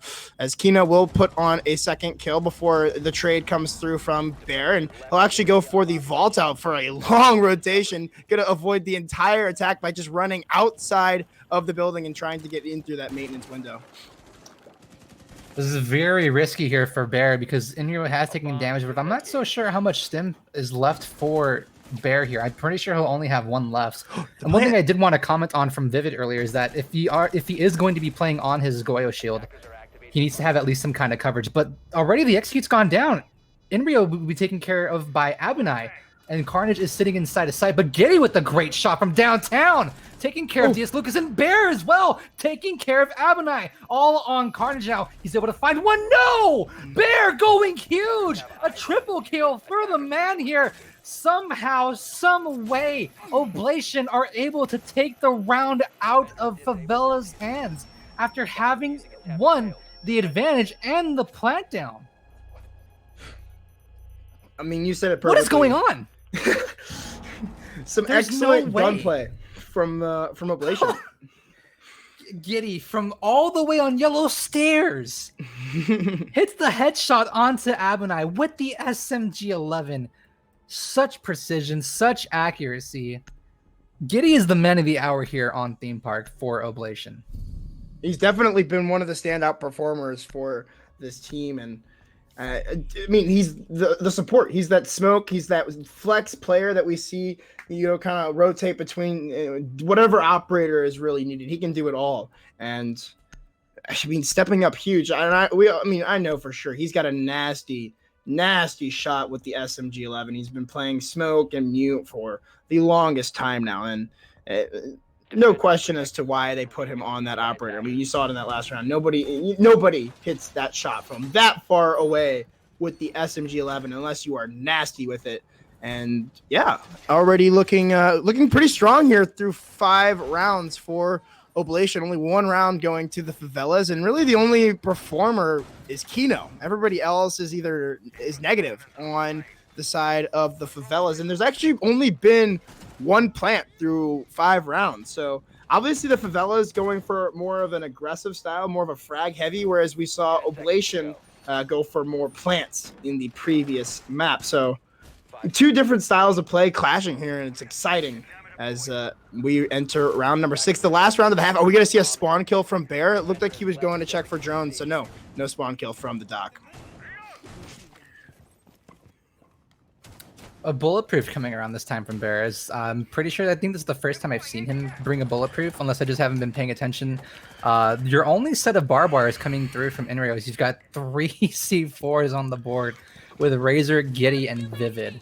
So hopefully this time, as I was mentioning in the previous round before, after Vivid died to his own hands there, you know what's ironic about that is that Vivid's profile picture is Anakin when he changes to the dark side, and he ends up burning in the flames just like Anakin did. Exactly. So hopefully Vivid's learned his lesson. Hopefully Darth Vader has risen and he's able to fight back here for the supreme leader of Oblation. Yeah, the supreme leader indeed. For those of you who don't know, big Star Wars guy Vivid is. And I mean, a lot of these guys like Star Wars as well. I mean, I love Star Wars. I can't say I don't like Star Wars. Star Wars, it's a great movie, you know. But it's not gonna matter. Carnage will get the opening frag, so the Thermite actually going Fragmite, as that will be Giddy, the man who we can't really get his name off of our tongues, the man who has been the standout performer thus far for Oblation, and some missed shots from both Carnage and Inrio. It'll end up being Carnage that wins out that gunfight. The Doc unable to help Inrio, he's just not in the proper position. Only about half the round left remaining, and we've got some a 2-man disadvantage that Oblation are going to have to crawl their way out of if they want to take the half 5-1. Obviously, they've already won the half, as the next round would only give them a 4-2 round differential. So it's looking good either way for Oblation, as they're going to be going on to their attacks with the lead. But still, they definitely want to try and put another round on the board, and only a minute left to deny this push from the Favelas. Time is not going to be on the side here for Favelas, but they do have man advantage. One has been down. That's going to be Abunai, I believe, from the pre-play C4 we saw earlier, and down goes Kino from Vivid with the TCSG in hand. Carnage, however, able to pick up Abunai, but he'll take a lot of damage from himself right now. Half a minute remains in the round, and we could possibly see Oblation rise up 5-1 here against the Favelas. There's only 1 C4 left with Vivid, but he's able to take care of Abunai regardless, evening the man count here. Carnage on 1 shot of HP, no matter what gun you use. He's already made his way on over into the Yellow Hall right outside, but Jolton has been downed as well. This is not looking good for Favelas. Vivid with the triple kill. Can he find the next one? He does! A 4K for Vivid, the supreme leader of Oblation, and they rise up here. The Empire going up 5-1 against the Favelas. What a round from the man himself. You said it, supreme leader Vivid going huge with a 4K to put Oblation up 5-1 at the half. A huge lead for the Empire as they strike back after losing map number 1, saying, no, you might have won our map, but we're not going to go quiet into that good night, as they, a huge first half for them. And we'll see if it's going to be able to continue. I think Theme Park is a defensive sided map, statistically, so it makes sense as to why they are ahead, but a 5-1 half is strong, regardless. Very strong indeed, and for the first time, we will be seeing a Dokkaebi come out from Inrio after he's 6-picked away from the Ash. However, our first bomb site for the Favelas will be heading into Bunk and Daycare. Kino making some rotate holes to transition from Yellow Stairs into office, as well as over onto the balcony of Yellow Stairs, and as well as even, I believe, into cafe in due time here with that shotgun he's got. But it's a 5-1 half for Oblation. Their attacks were not all that strong on Clubhouse, and their defenses were even worse. But come map 2 here, from what we've clearly seen, is that they are very, very good at defending Theme Park, at least against the favelas here. So it's time to see what Oblation is made of on attack. Is that the Boss G? No, I believe that was the MK14. Are you sure? Wait, can you please go back to Inrio? Can you please go back to Inrio? I think I saw. Let me double Boss check G. on the feed. No, that's an MK14. It is? Yeah. Okay. All right. Yeah, you can tell by the DMR sound. Okay, yeah, it is. Yep, yeah. You're right. I thought he had the Boss G for a second. I was like, yo, are we about to see this? With the aim that Inrio's got, I wouldn't be too surprised, because he can put the hammer down on just about anyone. He laid Sweater out on the mainstream a couple weeks back. Mm-hmm. So just some of the shots that he's been able to hit, I wouldn't be all that surprised. But I mean, no, he's got the nasty. MK14. Yeah. I've seen some of the plays from he hasn't even been on PC for a year. None of these guys have been on PC for a year. It's been just over a year, Razor. I think now. Because they switched shortly after I switched over, and I switched over in like March and February, and so they were like 3 months behind me. So I think it's been over a year, just about. Gotcha. But either way, regardless, it's going to be the first round, the second half, and it looks like the execute already coming from the same position that we saw it come from the favelas, through office and through cash, through control, and in through initiation. As it'll be Razor, he'll find the opening pick of the round on the IQ, the first IQ that we're actually seeing today, and he'll take out the Maestro. So that's going to be locking those cameras in place, no longer able to rotate them. So hopefully they're looking at something useful. As I mean, it'd be kind of a bummer if they're just staring at a wall or something useless. But the push starting to come in aggressively. Inrio takes that DMR and knocks the head right off of Diaz Lucas before he'll actually get traded by Abunai, still playing inside of Vault. The flank trying to come in through the control. Kina will even the man count, but Vivid puts it back in the favor of Oblation. Less than a minute left, and it looks like a pocket reinforcement's going to come out here from Carnage. If nobody's able to deny this, it could be huge, and it looks like it will. So the last two defenders are going to be locked onto site. There's still the Thermite on the board for Oblation, so they should be able to open up this wall regardless. No, a Claymore from Razor is going to claim the life of Kino, leaving Carnage, one of the newest members of the favelas, in a 1v3 situation here against some of the best fraggers on Oblation, and he will not get past Bear. Hits a nice shot with the SMG-11. That'll be putting Oblation onto map point, same thing. Yeah, Carnage has got to get through a G8 Warrior, an SMG-11, and arguably one of the better fraggers we've seen here in recent seasons from Bear, as well as I believe Giddy, who was also alive. But if not Giddy, yeah. So, Vivid, excuse me. Vivid was also last alive. So, it's been a very one-sided affair here between Oblation and Favelas in Oblation's favor, and they're one round away from wrapping it up here. And if we were back on the ESL way, which is if you do get to map 3, the team who ends up having the higher round differential, which in this case, if it did end 7-1, it would be in Oblation's favor. They would get to choose the starting side for map 3, which is going to be on Oregon. And then the other team that has a lower round differential, they get to pick the side that starts on overtime. So we have already predetermined which sides are going to be played out for both these teams. Should we get to Oregon, if Oblation can lock it out here, and it'll be Oblation starting off on defense for Oregon, with Favelas starting on attack.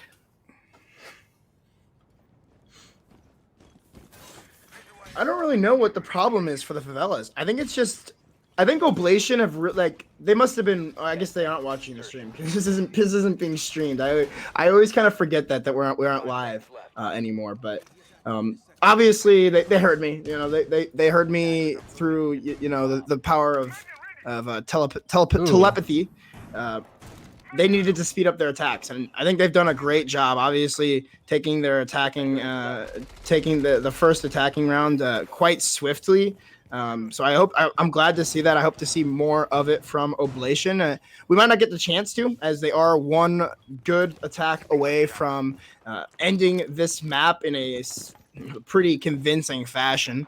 This was picked by the Favelas, I will remind you. Oh, run out here is going to be caught out by Giddy. Just too strong on the Zofia. Unfortunately, Kina will be taking an early break in this round, taking off one of the nitro cells and the ability just to throw that out and deny plan. We might even see another run out from Lucas, as it looked like he might want to go for it, and he still possibly could, as he's just waiting for the peak to come in on that window.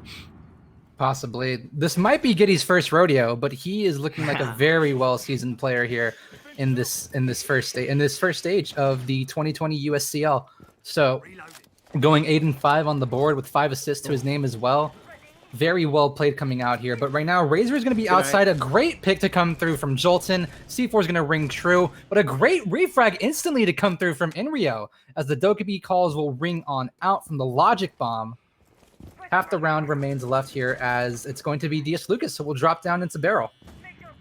I'm not sure what that pre-fire was. He looked like he might have just been scared someone was sitting under the hatch, but with that kill upstairs onto Jolton, Inrio should be able to hack the cameras, and with it, the black eyes that are being brought by Kino. So going to be using their own utility against them, as about 1:15 remains, and the attack has already taken control of the entire top floor, as they have just forced DS Lucas off of it. And there we go. Inrio going to hack the cameras and give all that intel that was given to the Favelas over to Oblation. And the Wamai is still alive, putting out those discs, just trying to deny any of the utility that might try to come through these doors in the last 50 seconds of the round. But it's likely that some of that is going to get denied. Some flashbangs still being brought, but an excellent shot from Lucas. He'll take down Inrio. He'll take a little bit of damage for his trouble, but nothing really too, worrisome, as he'll still be alive and still be wasting time. It looks like now Bear and Vivid, it's their turn to try to pinch off this roamer, but they only have 30 seconds. This was their problem in map number 1,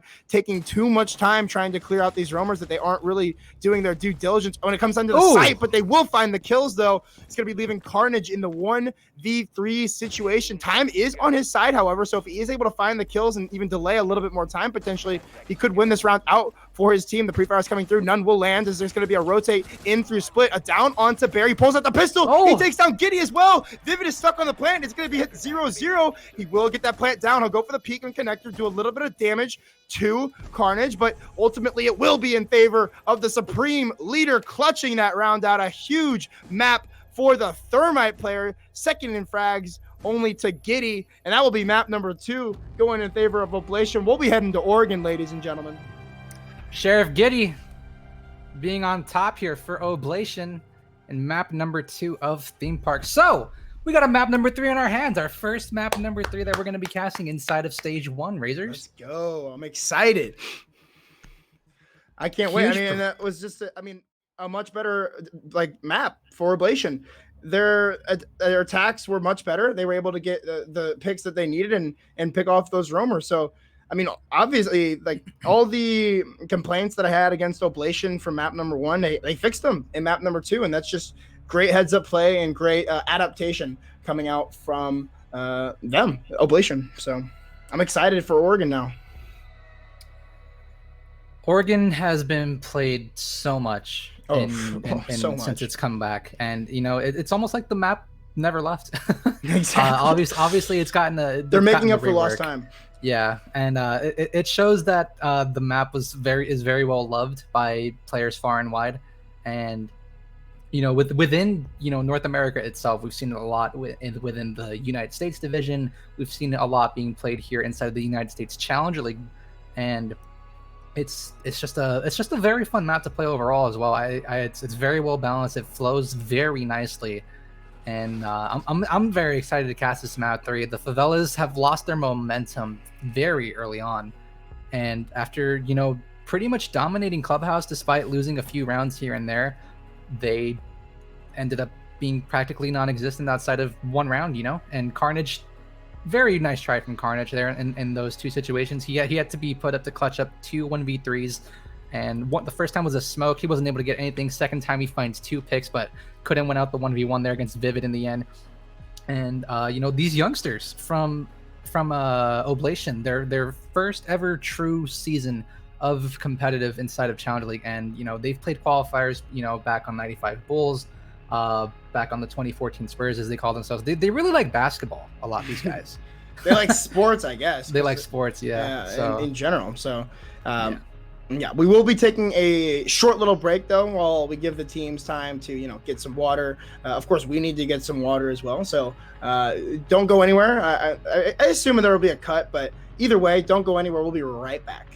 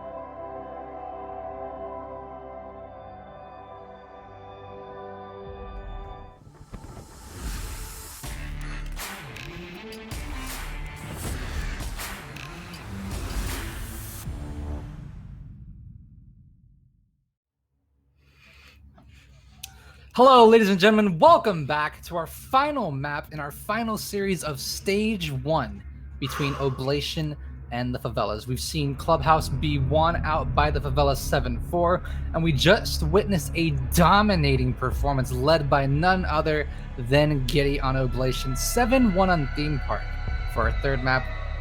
You guessed it, we're going into Oregon, and it looks like both teams are ready. So, why stop waiting here? Let's get right on into the action and move on into our third and final map. Razors, how did you think that map went out for Theme Park? Oh, I mean, I think, like you said, Giddy, X Factor in that map. Vivid, another X Factor in that map. A player that we don't normally see frag out. Like I said, Vivid, it's awesome to see him frag out on those support roles. But we are going to be going right into Oregon, ladies and gentlemen. No time to wait. No time to dilly-daddle.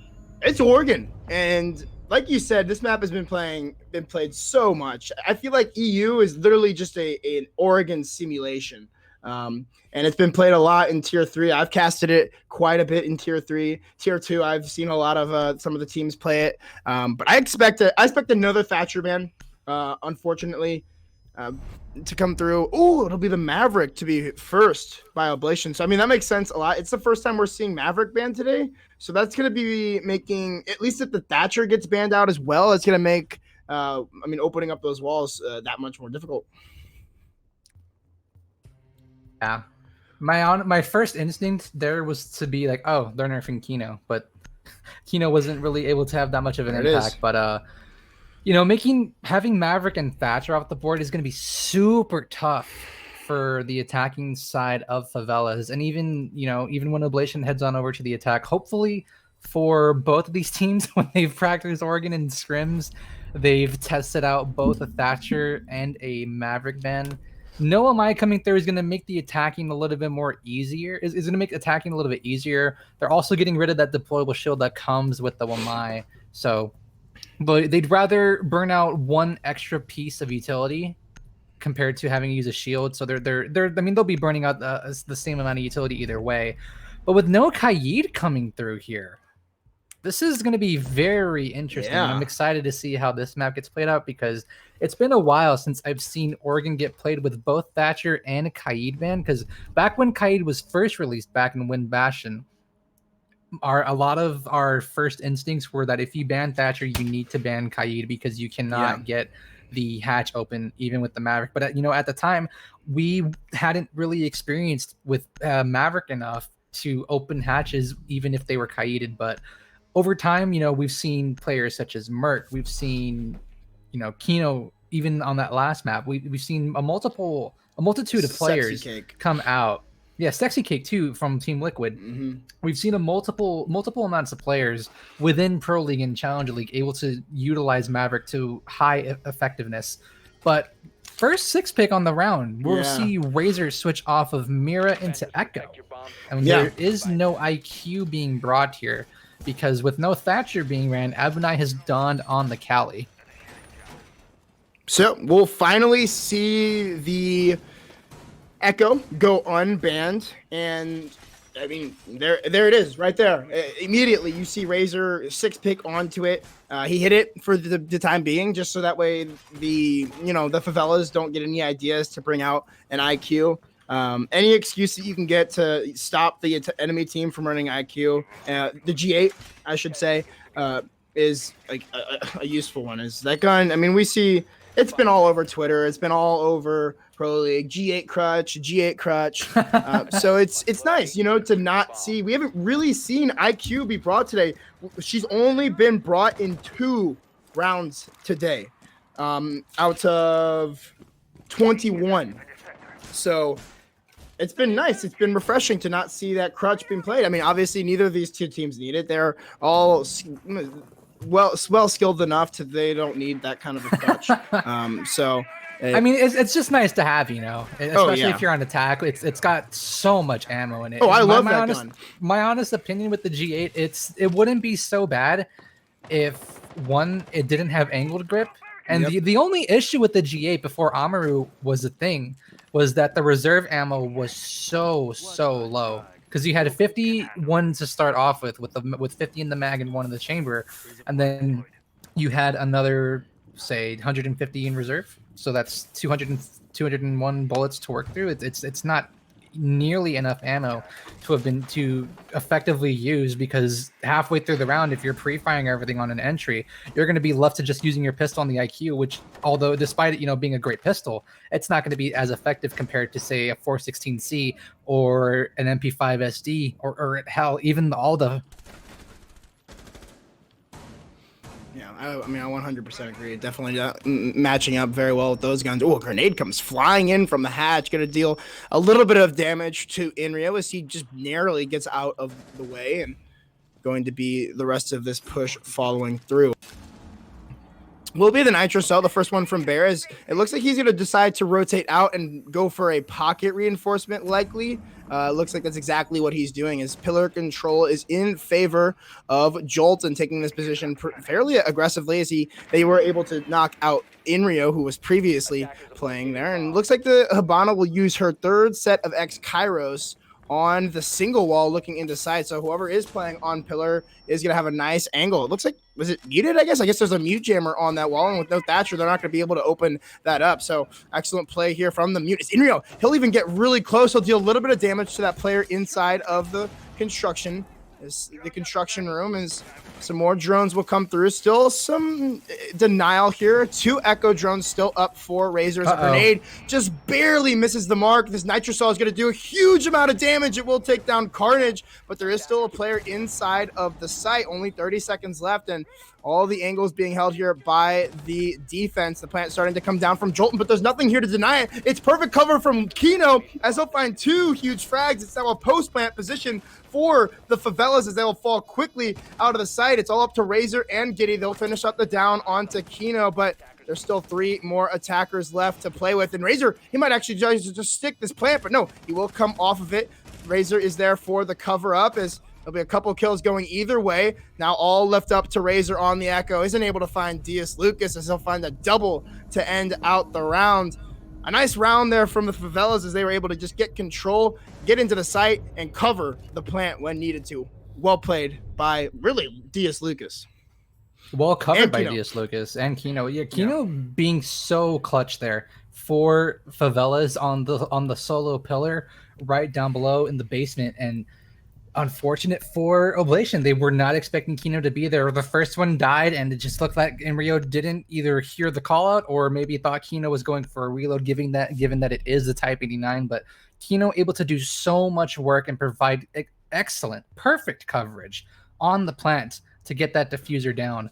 And then everything is written in history. The great coverage to come through for Favelas there. And with no Maverick and Thatcher on the board there, that's so tough to get to enter and breach through into the bomb site. So Cali being very well used there by Abinai. Great effect from Abinai on the Cali. And Kino, I've said it before, I'll say it again. Kino is probably one of the greatest players on this team, if not the best player on this roster. And he proved, why Favelas were even able to take down Beast Coast with his performance that we saw earlier on Clubhouse, dropping 13. He wasn't as effective as he would have hoped on Theme Park, but so far he's starting off map number 1 pretty hot. Indeed, he is, and we're going to be seeing the exact same defense from Oblation, bringing the exact same lineup as well. So actually, they're going to be putting Razor on the smoke, which is a funny decision, because normally he is your fragger, your Jaeger, your Wamai, your entry into the round. So to play the smoke in his hands as opposed to maybe a Giddy, who is on the Maestro, has been playing the Maestro pretty regularly inside of both of the maps that we saw earlier. So just, a curious decision. But smoke mute on Oregon is just super strong with the M590s in hand, able to take a lot of those close range engagements. But as the round has gotten underway, it looks like we're seeing the exact same attack from the Favelas. They're going to be opening up that hatch inside of Electric, as it's going to be the Thermite opening that up yet again. as there is no Kaid, who has been banned, so they don't have to worry about that. No need to really bring the Maverick. They can't bring the Maverick. He's banned. So excellent play early on here from the Favelas to not only gain that map control, but to also open up a couple of these angles pretty early on. Coming into the second half of the second round here, it looks to be that Bear is still trying to provide coverage over in blue, and he'll go ahead and reinforce off the wall before any more damage can be done to him. Most likely burnt Oblation have most likely lost those ADSs that have been placed over inside of blue. You've only got a minute 20 left to work with, and you have to play very cautiously here, especially if you're Vivid, having one of the two C4s that are going to be utilized here against Favelas. But a flashbang is going to come out. Believe it's going to blind Razor, who's the smoke inside of Freezer. And now Kino on a drone being able to provide some coverage. You do have that mute jammer that's still at the bottom of the solo wall looking inside his sight, but Razor is going to try to provide coverage still from inside of Freezer. He does have a deployable shield to work with, and he possibly can reposition that should he choose to do so, but it looks to be that Enryo is going for a late flank over to tower through attic.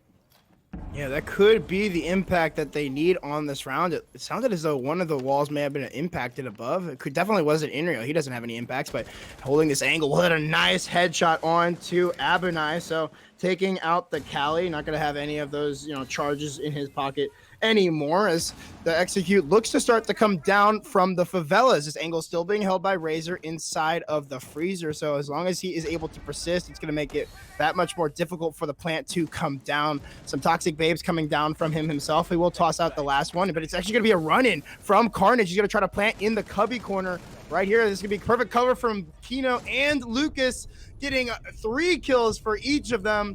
Round number 2 will be swiftly in the hands of the Favelas. Not even a need for Carnage to get that plant down. Just unstoppable so far on Oregon. I think what could have saved Oblation that round there, after Inrio gets the initial pick onto the Cali, I don't think he needed to continue pressuring. If anything, maybe just try to retreat over to Freezer and maybe help out with Razor there, or even head down through Laundry and try to rotate in through the hole and see if he can provide any coverage there. I mean, granted, you had DS Lucas, who's been so crucial here for his team in these first 2 attacks, and it's super shocking to me that Oblation have managed to lose 2 rounds in a row. Not only is it 2 rounds, but they're consecutively back-to-back here, and I think a lack of it is on intel. They were bringing Goyo obviously for denial, but they're not bringing much intel outside of those default cams. I don't think they had a bulletproof at all to be utilized there in that round. They were bringing in, outside of just an Echo drone. Obviously they have Echo and Maestro, but those devices are pretty, well, at least the Maestro cams are easily seen back in round number 1. And in round number 2, you only had the Maestro. You weren't even bringing an Echo to try to deny plant, try to give yourself some kind of coverage. You had Razor on smoke for area denial, and your intel is limited to those bubbles that are coming out from Giddy. And with the ADSs being burned out, and with there being no Amai to try to cover in those bubbles from Amai, it's just so tough after the ADSs have been burned out to hold on to that intel and make it work for you, because after that everything is left to default cams and your ability to frag. And without intel and the drones that come in from the attacking squad, it makes it tougher to defend than you would normally think. Oh, 100%. And now with the bomb site switching up, we will see the first clash being played on the day. Bear bringing out that operator guy on a Bear, on one of the flex operator support, maybe I'd say more of a flex operator or a flex player for Oblation, as the push is already starting to come in pretty swiftly through Armory. You saw one of the players taking out one of the defaults inside of that Armory hallway, as there's 3 members inside of the big tower ready to get that wall opened up into attic. The only person there really to stop them is going to be that mute. So hopefully the Giddy's able to, spare his life inside of the tower. Also with the clash, it looks like that's going to be what Bear's job is, as they have opened up the main wall and are going to start to go for that execute. Again, no Wamai, so that's going to make things a little bit more difficult for the clash to persist. The push coming down very aggressively. Bear is actually going to go for a turn. Oh, no, actually, he was outside. I thought that player was inside. Never mind. I thought so, too. I thought that was coming through attic for a second. Yeah, I thought he was coming down really aggressively, but no, he's just outside, so going to go to that Armory window and try to go for an attack from the opposite side. side of the map with the other two teammates. It looks like that was the Thermite that possibly rotated. Yeah, so Carnage just checking the drone hole, making sure that there's no one playing inside over by the master closet walk-in wall. That has been reinforced, but you've also burned off a minute 40, and the wall has been breached. So for right now, Vivid, or I believe it's Vivid, no, it's gonna be Giddy sitting inside of Attic here with the Clash. Gonna be very careful how he takes these gunfights, but you've also got the Valkyrie rotating up white alongside Enrio. But the first pick's gonna come through from Kino. Down goes your smoke, so a big pick to come through here in the last minute of play. But Kino is there to take care of, Giddy is there to take care of Kino. But a great shot to come through from Giddy onto DS Lucas, who's been the star player here in this map here. The Cali proving very effective against this Clash, forcing Bear to rotate away. Now you have to deal with one right outside of the big window. You have the Valkyrie down below and Enrio on white stairs. Those are your last three remaining players here for the defending squad. But Jolton's going to get the entry here onto Enrio, giving advantage in the favor of the Favelas. Half a minute remains. This is going to be a crucial pick. Does he see the Sludge? Barely sees him. Stands up, but the Sludge is pushing down. A great pick to come through for Jolton. 3 rounds in a row here on the horizon, again, all on a Clash. But he's got the shield on his back. He'll be able to stop the plant. Can he go for 2? He does! The plant is not down, but a great shot at Bear! Coming up massive. Oblation winning it off the back of a Clash. A 1v3 clutch for the man. Huge plays, great awareness, and poorly covered execute from the Favelas. How do you let the Clash win that? There was no cover for the plant. The player inside of Attic, the Cali, was too slow to rotate through. I mean, all Bear just needed to rotate it, and he took the planter, which is a freebie since he's just looking at his little, his little briefcase. And then the player that come up white stair got fried, and then he goes to the reload and is able to get the pre-fire onto the Cali. What a round for the Clash! That was all she wrote. The Clash and basically the mute of Giddy being influential in that round. And that's going to be their first defensive round off of a clutch from Bear. So they're going to need to, you can't be relying on that for sure, but definitely need to figure out your defenses here, as they're going to be bringing the Clash yet again. They're like, yeah, you clutched the 1v3, just put him back on the Clash, just let him frag out. I cannot believe what we just witnessed in that third round. In no world, in no universe, should Bear be allowed to clutch off a Clash, much less against a Cali. Thermite trying to get that diffuser down. Poor coverage from Jolton.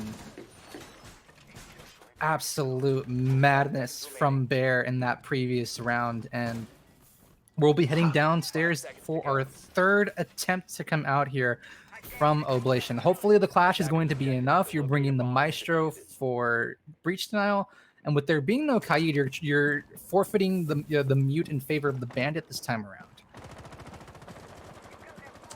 And there is no Goyo either being brought out. Yeah. So they've made a couple of changes here to their defense, and hopefully, for the sake of Oblation, for the boys, obviously I'm a little biased, so I apologize, but hopefully for them, they're able to, figure out this defense now with a few different operators. And obviously, Bear on Clash is just, freebies for Oblation.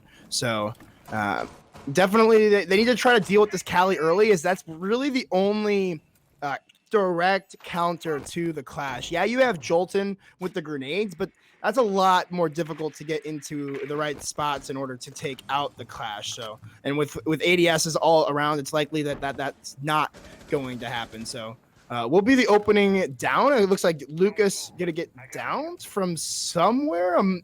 He might have actually gotten shot through the floor, because he is on the stairs, and there's nobody upstairs, I believe, for the defense. So I actually think that, yep, it looks like that's exactly what it was. Inrio was able to shoot him through the floor. So, that's going to be a whole load of HP taken off of the Ash, one of the entries, and one of the star fraggers for the Favelas. As the entry into construction will come through, and that'll cause for the pocket reinforcement to come out from Oblation, and they'll use that Bandit in order to deny the wall. Looks like Razor is actually going to move one of his batteries. No, he'll just pick it up and put it right back down, playing a little mind game with the enemy. Yeah, I think he was trying to see if he could trick against the Cali there, but this flash is not going to work in favor from Kino, unfortunate as it was, unless it was Carnage that hadn't thrown it. But Either way, Bear is going to have to be very crucial here for his team yet again on the Clash. You're coming down to the final 60 seconds. Razor is not in a position to place down that battery, and the Thermite from Carnage will be allowed to open up yet again on the north side of the bomb site. You still have to worry about that Evil Eye feeding information to the defenders coming out from Giddy, but you've got 50 seconds to work with, and time is not on your side here. Free Fire is coming out, not going to deal any damage whatsoever to Kino, I believe, who is on that solo panel. But right now, all Abonai is trying to do is get rid of Bear, trying to shoot off the Cali charge, trying to shoot some Cali bullets, the sniper rounds, into Bear. But the plants coming, some X-Kairos are coming out here. Bear's trying to provide some coverage, and half a minute remains. Coming in, that's going to be a huge mistake from Carnage, trying to get down the diffuser, but now the sledge coming in from Jolton, trying to provide more coverage to see if he can grab that diffuser. Another down here, as Kino's able to take care of Razor, but DS Lucas grabbing the pick onto Giddy despite being on low HP. He's on one shot of health. Abonai down, it's an effective 3v2. Now coming in for a revive, trying to pick up that diffuser is Kino, but the smoke inside of Freezer not going to do anything there for the Favelas. A great shot here from Jolton. He can't find more than one in this clutch attempt, and Oblation will win their second round again, tying things up here 2 apiece after what looked to be Favelas going on a bit of a run here. But the bleeding has stopped. We are all tied up, and we'll be heading into round number 5 and to a brand new bomb site for the first time here in Oregon, which is going to be Kitchen Dining. It looks like the Clash is all Oblation needs to take these rounds on Oregon. The Clash really being a influential operator here. It looks like Bear will come off of it unless we see the 6 pick come out. But with the site being Kitchen Dining, it's likely that he's going to opt to take that ACOG. Likely to, I see, no echo being brought now from the defense. It looks like Vivid will switch over from that mute to the Goyo. Just going to get a little bit more of that entry denial and bring those 2 extra shields along with it. So also going to be seeing the Valkyrie, an operator which we haven't really seen played a lot today. She was banned. Actually, she hasn't been banned at all today. So it's curious as to why a lot of teams aren't bringing her, as she does bring a lot of intel to a defensive setup. And the more intel, in my opinion, that you have for the defense, the better you are off, because the attack has 10 drones. And if you bring in Ayana, obviously you've got her cloak as well. So the intel that is being relayed on the attack is so influential that if you're able to get that same intel on defense, it can really change around, especially since there's not really an IQ being brought by either of these 2 teams. I'm just curious if they think that an IQ is being brought, but obviously here with Oblation realizing that an IQ hasn't been brought in the past 4 rounds. And I think that it's just because they're trying to bring in more information denial than information gathering, which is why Giddy was on that mute and playing. Granted, Maestro does provide intel with his bubbles, but it doesn't bring it to the same effect as Valkyrie. But then again, with Valkyrie, you have to consider that her gun is a bit of a pea shooter. And with Maestro, you can just, hold mouse 1, all that goes Burt, and slay people. But this time around, I like the fact that they are bringing a Valkyrie. It's going to add some variety into their operator pool. And hopefully for Giddy this time around, he's able to provide a bit of an impact with her. He's been decent so far in the past 4 rounds, averaging at least 1 kill a round. One player that's been pretty quiet is Inrio. Yeah. He's had a multitude of assists in this first half, but he's been pretty vocal in their past few matches. So hopefully as the game goes on, Inrio is able to provide a little bit more for his team. His team has managed to tie up 2-2. So if I'm Inrio right now, knowing that there is no ADS around that Goyle shield, I would... Oh, never mind. There's one at his feet. I didn't see that. I was going to say he should get out of dodge, but these flashes are coming in. But this is a great push to come through for Inrio. Can he find 1? He's going massive here. He'll almost find 3 as he also downs DS Lucas. What a play. And as we said, he's not being very influential in the round. He'll go ahead and get 2 kills and a down to shut us right up. Now a 5v3, clearly in the advantage of the defense, still having all of their utility on the board. A Goyo shield will get dispensed by the attack, but I believe they still have all of their utility to deny plant. Razor will go ahead and tack on, giving them the 3-man advantage, with Lucas still being on very little HP, and it looks like a stray bullet will land onto Jolton. But it's a 1v5 for the Sledge himself. A run out almost caught by the sledge, but he will be made right back inside as he jumps right through the window. He'll make the sledge hole right into garage and is just going to hold the angle for the time being. Yeah, it looked like he missed the camera, actually. That's kind of an unfortunate mishap, but with the Valkyrie getting very aggressive onto the sledge, it will be, not a flawless round as Giddy will give up his life. He'll light up Jolton, so it's very unlikely that Jolton's able to clutch this round out. In a 1v4 on about 10 HP, it looks like he's just going to go for the rotate up top, but with that Valkyrie camera still being outside, Razor will go for the jump out and is able to deal the little damage he needed to end the round. That'll be 3 now in a row for Oblation.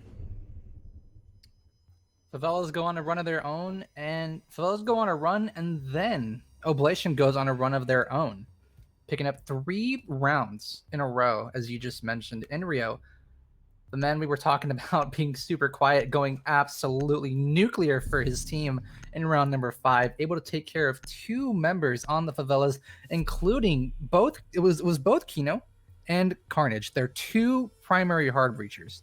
They were still able to get one of the walls open, but they suffered a very, very early loss there, as well as losing DS Lucas, who, despite being on low HP one of the rounds previous to round number 5, he had been pretty clutch, but with there being a lot of time and not having the execute really ready to go down, he ended up falling victim to the TCSG in that last round.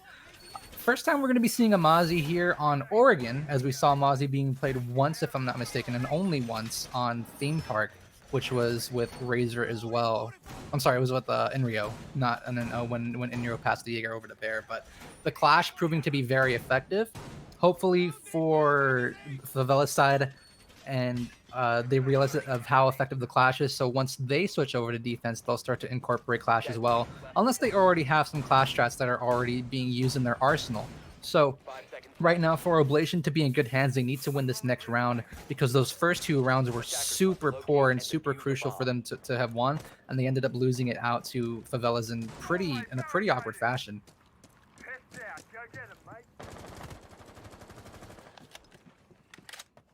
It's been consistent here from the Favelas. They haven't switched up any of their operators. Abunai has been running the Cali religiously, which is, needless to say, good for him, because I hate that operator. I'm not good with my shot, so it's kind of hard for me to use her DMR. I do have one good clip of with her, where I got I think a 3K with her on border, but that's my extent to Cali. That operator is terrible for me. Obviously, these players having a little bit better aim than I do, gonna be voting a little bit fairer on that operator. But as the push starts to come in through Big Tower and following into Attic, it looks like they will have a roamer.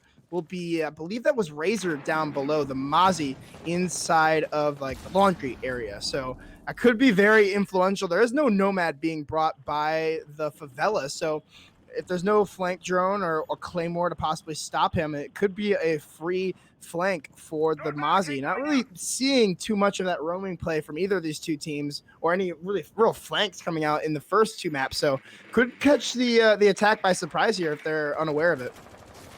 Razor is down below in the basement, as you mentioned, but I think Inria was still over alongside him as well, because you have, from what looks like, I believe is going to be Vivid playing inside, but Kino, unfortunately for the Favela, for Oblation, that Mute Jammer is not in a good enough position to stop Kino from breaching open some holes there. But now, as Razor is aware, there's clearly some noise being made up above him, and there is a Claymore. He'll have to get through this. He's able to shoot it, and he's able to take care of Abunai, just barely, though. Nearly losing all of his life, but down goes your Cali, and that's going to be very good news here for Bear on that Clash. He won't be able to be disrupted as easily against the Favelas.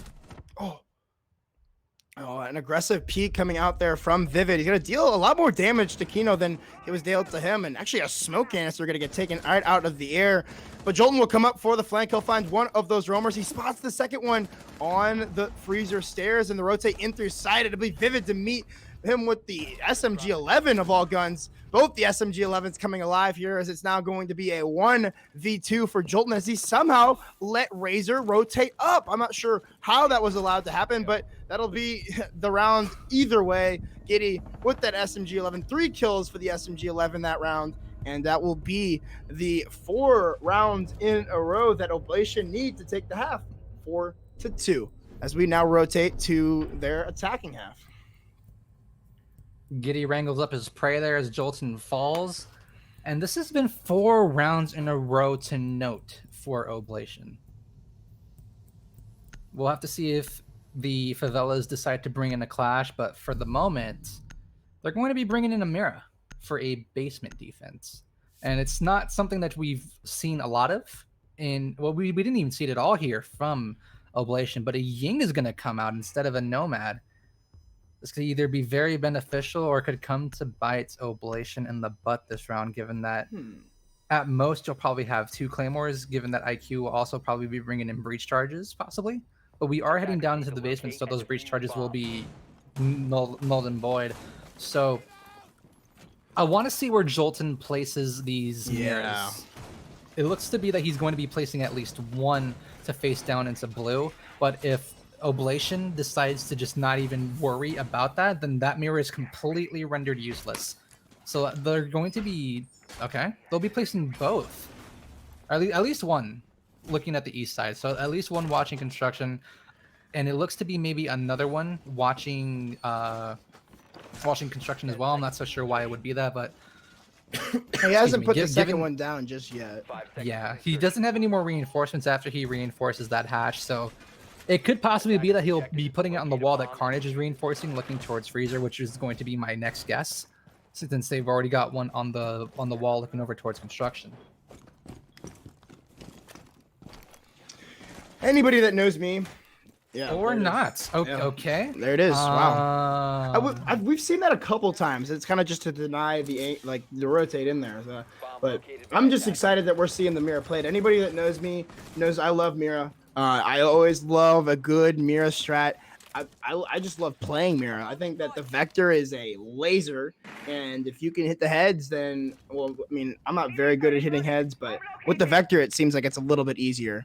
But, I mean, either way, it'll be that setup. They'll have the double Miras facing towards construction. So, I mean, if you get past 1, there's going to be a second one waiting just around the corner. So it's going to make that blue push a little bit more difficult, as it seems like there's 1 player. I believe that's Vivid on the Thermite, just doing a little bit of droning as he waits for the rest of his team to gain the positioning inside of the big tower before he, attempts to go for that rotate into blue. But now actually he'll be on the hatch, so he'll be opening up the electrical hatch and going to be forcing that Mira off of the Mira window there, so they'll be able to open that up. But like I said, there's going to be a second Mira inside of the construction, so they'll have to deal with that if they want to make this push onto site successful. Right now, if I'm Polar Ace, it's clear that they do want to go for a, I believe it's the B bomb site inside of that area. And they want to go for a B bomb site execute. But if I'm Polar Ace, I also want to be trying to pressure possibly towards Freezer if they can. Maybe use the Ying down there, or even pressure in over towards Laundry. I'm not so sure if the Favelas have barricaded the door over by Laundry stairs.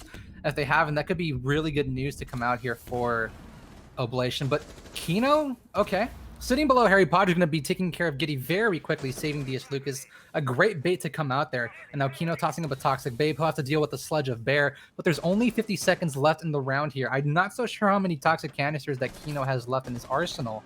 But the shots are going to be coming out from the dock at the west side of the basement now. Swinging on over is going to be Kino. He'll easily dispatch and almost finding a third one onto the Zofia of Razor, tagging him to about 75 HP, taking him down to below 50. But Razor's there to answer back. 4v3 here for the Favelas, and now Bear starts to pressure on through. Razor moving on through into the bomb site. He does not have the diffuser. It's going to be with Vivid, but there's 20 seconds left in the round, and this is going to be a very crucial coverage to come around here. There is a rotate hold to rotate from Freezer into sight, but Vivid's trying to get away and trying to prevent that C4 from being used. Bear gets in behind Jolton, and Carnage is there for the frag, and now all of a sudden it's all on Bear. Carnage rises up, Jolton rises up, and the Favelas will win out their first defense here in the basement. The shotgun's really coming alive there at the end. The kill feed was filled with them. Some nice shots being hit there by Bear, but ultimately it's fruitless as the defense just cleans up that round. As the attack, like we said this before, just too slow really for the attack, not able to waste out any of the utility. The nitro cell, they were able to get the utility off the smoke, but his job was to delay time with those toxic babes like sitting in Harry Potter. So not really much of a utility waste there. We'll see. Ooh, another Mira. Let's go. I'm so excited to see the Mira getting played, and we'll see how they choose to set it up on the dorms defense. It's likely that we'll have one set inside of bunks facing the big window, and then the other one could go a numerous amount of places. It could go facing towards attic. We could see it possibly facing towards even master. We'll just have to wait and see where Carnage decides to put them. As it's now him running it. It was Jolton, so they've switched that up. Yeah. What really concerned me for Oblation that last round, they didn't get the information onto Kino where he was playing Harry Potter, and if Giddy is able to stay alive throughout the remainder of that round changes significantly for Oblation, because he was only able to use one of those 3 Candela charges, and he's also, or no, she has 4 now, doesn't she?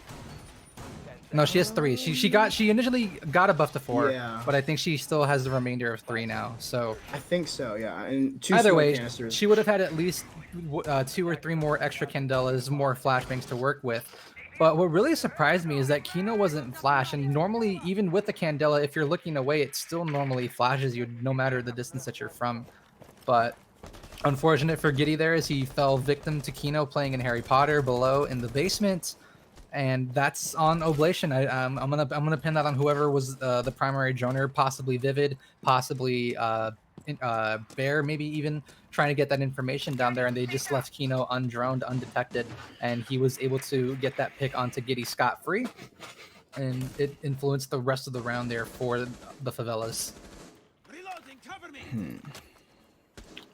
I didn't really get to see where the Miras were placed. Was there one? Yeah, it looks like the one facing towards the big window, and I assume I think the other one is looking into attic. Yeah, I think the other one is in attic. Yeah, so that makes sense. It's like your standard mirror. Those are the mirrors. Whenever I'm playing ranked, those are the mirrors I put. Yeah, that's the exact same mirror I put. So, Carnage taking a page out of my book, because I showed him that one. No, I did not show him that one. But Kino down here inside. Oh, he could catch the booty of the IQ in real on a drone. An excellent jump out there from Kino to take out one of the the entries of Oblation. Vivid, Supreme Leader, will get the trade, and as Kino is trying to escape inside of Garage, he'll toss down a Toxic Babe, but Vivid will be there to clean up a nice double for him to start out the round. It'll give the advantage over to Oblation, as about half the round is gone. A little bit over half the round is gone, but the shotgun from Abunai is still going to persist. So if they want to push in through the trophy door or even through the breach in the master closet, they're going to have to deal with that shotgun first and the mirror windows.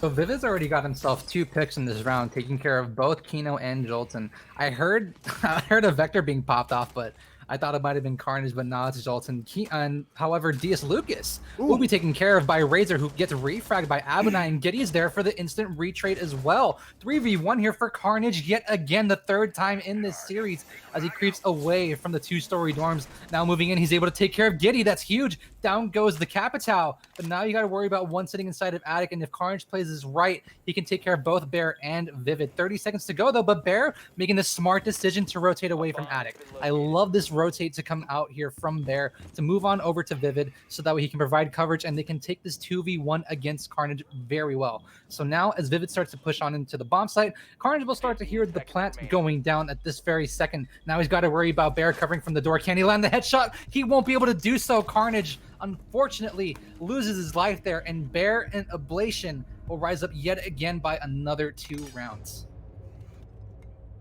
A nice try there from Carnage, but unfortunately, like you said, the big brain call out. I have to assume that was Vivid that made that call, as he is the IGL. He's probably like, yo, you come over here and hold me from trophy, because if I'm able to get this plant down, it's GR, good round. And it's exactly what it was, a 200 IQ play, knowing that they still had plenty of time, 30 seconds, plenty of time for that player to drop the hatch in the meeting, come up the armory stairs, and position themselves inside of trophy to allow for that plant to come through, or at least the attempt. He didn't end up getting it down, but the attempt was enough to force the Mira out of position, and eventually the frag just came through from the sledge.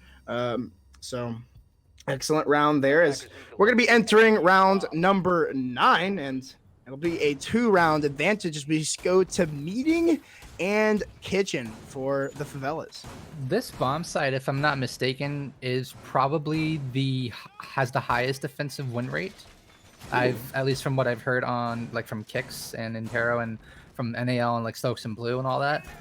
And I can be corrected later on in the comments down below, but if I'm not mistaken, this bomb site has the highest win percentage on this map.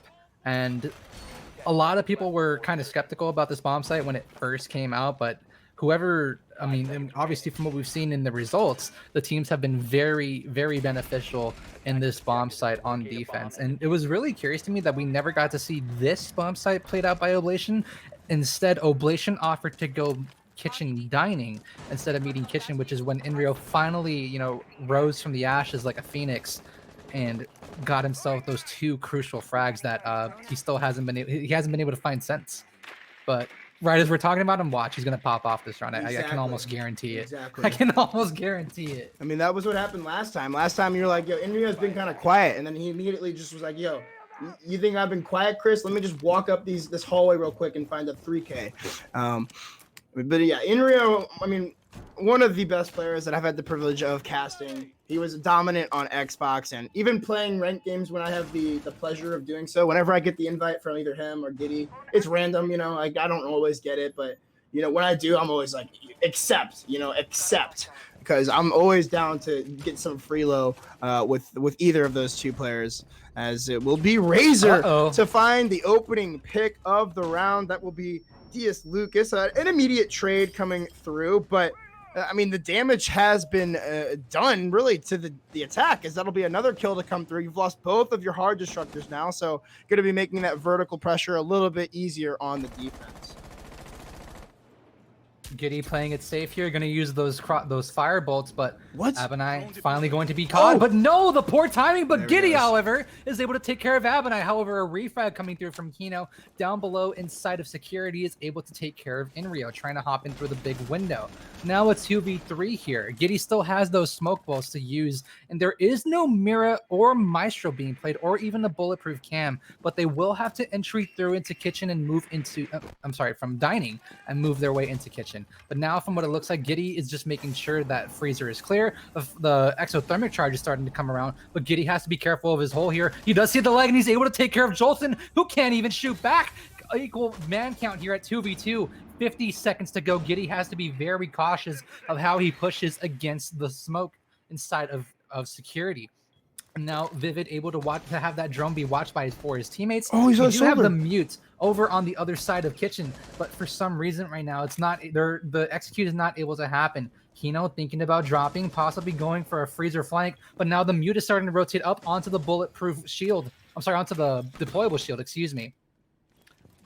Yeah, an excellent position here from Carnage. And still 1 toxic babe left from Kino. You can see the spots coming in from the hallway. Going to spot out Giddy as he goes for the pushes. He throws the flashbang. Poor timing for the Capital to leave everything up to the Supreme Leader, Vivid, in the 1v2 situation. Knows he has 1 on the shield, but he's going to have to deal with 2 separate angles here. And he's able to win these gunfights. It's going to be huge for his team, but no. Excellently cleaned up there by the Favelas. They'll take round number 9 and start to make this comeback happen. It'll now be 4-5 before we even see match point from Oblation. And that round just ultimately coming up to the picks onto those soft breachers. Once they took down both the Ash and the Sledge, I mean, that was vertical pressure basically gone, and that allowed for those players to play inside of the site more aggressively than they normally would be able to. So ultimately, 2 huge picks to come out onto the opening round, and that's really why they won it. We'll now see Laundry come back out, and even 6 picking off of an Echo. Going to be going back over to that Mira. No complaint from me there, but to come off of the Echo is a interesting decision. Just to comment on that previous round, obviously hindsight is 2020. When we're observing and casting, we have all the intel, and in the heat of the moment, there Giddy made the wrong decision to try to push security. What would have worked better, realizing that there is a deployable shield being played right on the bomb chassis inside of kitchen, what Giddy could have done to make his situation better for his team, because he's got 2 smoke bolts. He only used 1 firebolt on Abinai, which is upstairs inside of dorms. What Giddy could have done there, as he'll obviously learn when he watches his back, is that he could have step one was to be smoke the deployable shield, and then you smoke the rotate that leads into kitchen, because you're fighting against shotguns and SMG-11s. They can't really pre-fire for more than maybe 0.2 seconds, given how fast the fire rate is on those SMG-11s. Then after that, you firebolt the rotates inside of security, and then you bait out the C4. You have about 20 seconds, 15 seconds left to make your execute, and all you have to worry about are just those toxic babes, and you can still try to plant through that or move into a better position to get that execute down. And as we saw, we weren't even able to see Oblation move into meeting at all and fight off that rotate. Nobody offered to go through tower. Nobody offered to go through meeting and go through the rotate that was made there. So just unfortunate decisions made in the heat of the moment, and hopefully, the next time that they do have that situation, they'll know what to do. Just about a minute off of the clock in round number 10. And Vivid will be opening up the hatch just above Jolton inside of Electrical. So I'm going to be nullifying that Mira, essentially, as Giddy will be taking it out, bringing that Ying once again for the basement attack. And it's likely to be quite useful as the ADSs are going to start to be cleared. Hopefully he's able to get more use out of that operator than he was in the previous round, as he was just fragged out after using 1 of those Candelas. And with this player still playing on Harry Potter, it's going to make things a little bit more difficult for this attack. And even the Doc playing aggressively inside of that hallway is peeking the pillar. Kino has rotated off the stairs as he possibly expects a grenade to come down from Bear, possibly. But as the drones there's still quite a few drones actually on the board for Oblation, and Kino is still holding on to this angle aggressively. He's going to toss out the Toxic Babe, deny a little bit more time from the attack, and some more drones will come through. The first Candela as well from Ying of Gideus. He's just going to rotate right up. He'll take down Kino on the stairs, and he's going to even try to go for more. That'll be a Nitro Cell to end his reign, so only 1 of those Candelas will go off yet again. No, he managed to use 2 of them, but fortunately for the Favelas, they won't have to worry about any smoke grenades, which Giddy still has not been really able to utilize, although I think there was one that was planted right there. I can't be... No, that's just the site. But you do have 1 more C4 to worry about, and half a minute remains. You don't have your smoke alive anymore, so this is going to be really crucial here for Carnage to land that C4, given that Jolton's already used his. Abinai playing the mirror sitting inside of the hallway. Things are starting to get very dicey here, but somehow Razor, he's able to win the gunfight against Abinai. How do you lose that? 15 seconds remain. Carnage having the prime time here. Gonna go ahead and toss it out, but it'll miss. Ooh. No! It connects for a double kill. A 1v3 here for Vivid. 5 seconds remain. Carnage stepping up here for the Favelas. When he is needed the most, he rises to the occasion and answers the call. I mean, I thought that Nitro Cell was going to miss too. I thought that Vivid had baited it out perfectly, because you saw him attempt to plant and then you saw him rotate back out of the site. But unfortunately, his 2 teammates, not knowing what Vivid was really going to be doing there, they tried to come in for the cover, and they ultimately got blown out of the water, literally. So that's going to be tying things up here, and we're going to need all 12 rounds at least of regulation to decide this one. And I'm hoping that we're going to be going to overtime, Chris. As this matchup has been all that I think we expected it to be. We could be going to overtime. This will be the closest map of this series, given that map 1 was a 7-4 on Clubhouse, and map 2 with Theme Park being a 7-1 for Oblation. In all honesty, I like that Giddy's wanting to use the Ying. I like that he's trying to be versatile in his operator picks, but I my personal opinion right now, my best interest for Giddy right now would just to be to stick on the Capitao. You know Wamai is banned, so you know that your fire bolts and your smoke bolts will be used to however you want. It doesn't matter which way you look at it. The Capitao will be able to place those bolts wherever he wants because Wamai is banned. The Jaeger is, being effective there, and I'm assuming that they're trying to burn off the flashes so they can flash whatever is needed for the Ying to progress on through. But in 2 attempts, he's only been able to get 1 pick. So with the Capitao there, it would honestly provide a lot better coverage. He's able to precisely place where the smoke bolts and those asphyxiating fire bolts will go to, excuse me, and it's just a lot easier to dictate how you want to progress your attack. At least just from looking from the outside in.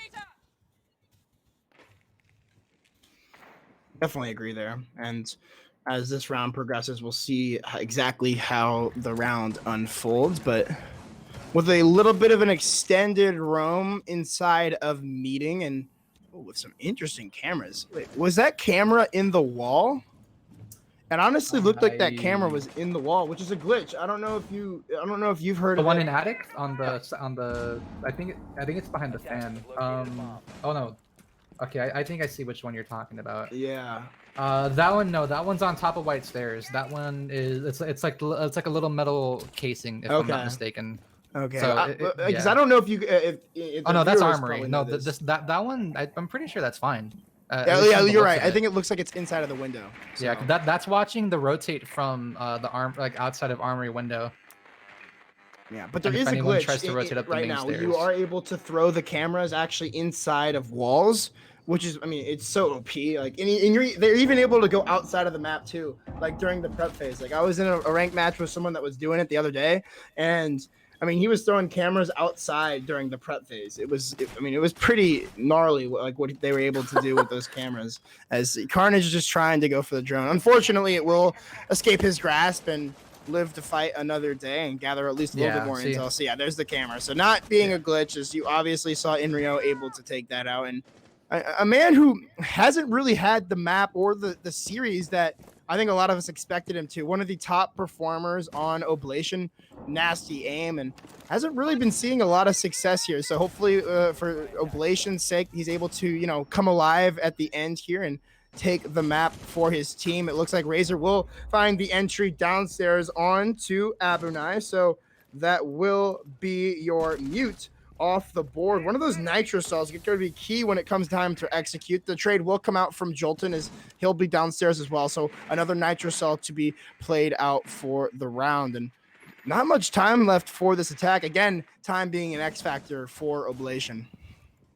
Right now, Polar Ace are trying their hardest to get through this attic, but you do have to worry about Jolton down below, who still has a C4 in hand alongside Carnage on the Mira. But unfortunately, he's going to bite the dust here prematurely before he uses the C4. Carnage, however, able to refrag instantly onto Inrio. 10 seconds left as Kino is there to answer the call, but he'll be down by Giddy. DS Lucas rising up here, a 1v1 between Giddy and DS Lucas. Who can win out the gunfight? 1 second left. Giddy's trying to round the corner. So close! But the Favelas will put themselves on a match point, map point, and 5th place point in this series.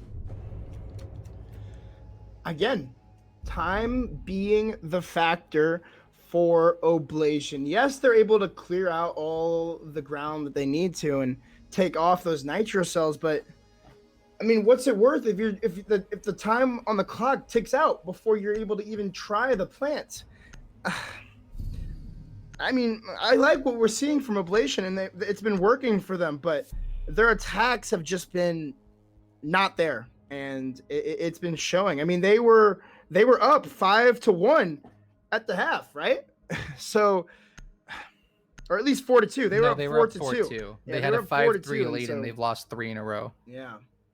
So this is where a team is made or broke. It's make it or break it here. It's crunch time. you have to play perfect siege on both sides here. If you're on Oblation, you need to play the perfect siege, the perfect round of siege here in order to force overtime. And if you're on the side of Favelas, you need to play perfect siege to give yourselves that 5th place spot and not go into overtime and not have to worry about, you know, fighting for more rounds. But as we saw early, as I mentioned before, actually, looking at how the map bans worked out, if we do go to overtime, it will be Oblation on attack. Damn. So Oblation need to win this round, and I'm shocked and I'm surprised to say it, but Inrio has been nowhere to be found outside of 2 rounds in this map. And really only 1 round. He's really, you know, doing the job with IQ, getting rid of the utility, but in terms of either he's the first one dead or he's the second one dead, but he's the first one dead for his team. And he just hasn't been able to find the impact that he was able to do so in the previous 2 maps. I don't know if he's just running out of steam. It's looking like he is, but our final bomb site is going to be a meeting kitchen bomb site with an upstairs roam coming out from the Favelas, and even later roam, and even like larger roam to come out from DS Lucas. Yeah, this is definitely an intriguing setup coming out from the Favelas, as you can hear the castle barricade being punched away upstairs as that attacker is just trying to, you know, use brute force in order to open it up with about a minute gone on round number 12 here. Again, Oblation need to win this round in order to send things to overtime and give them a chance at taking the series.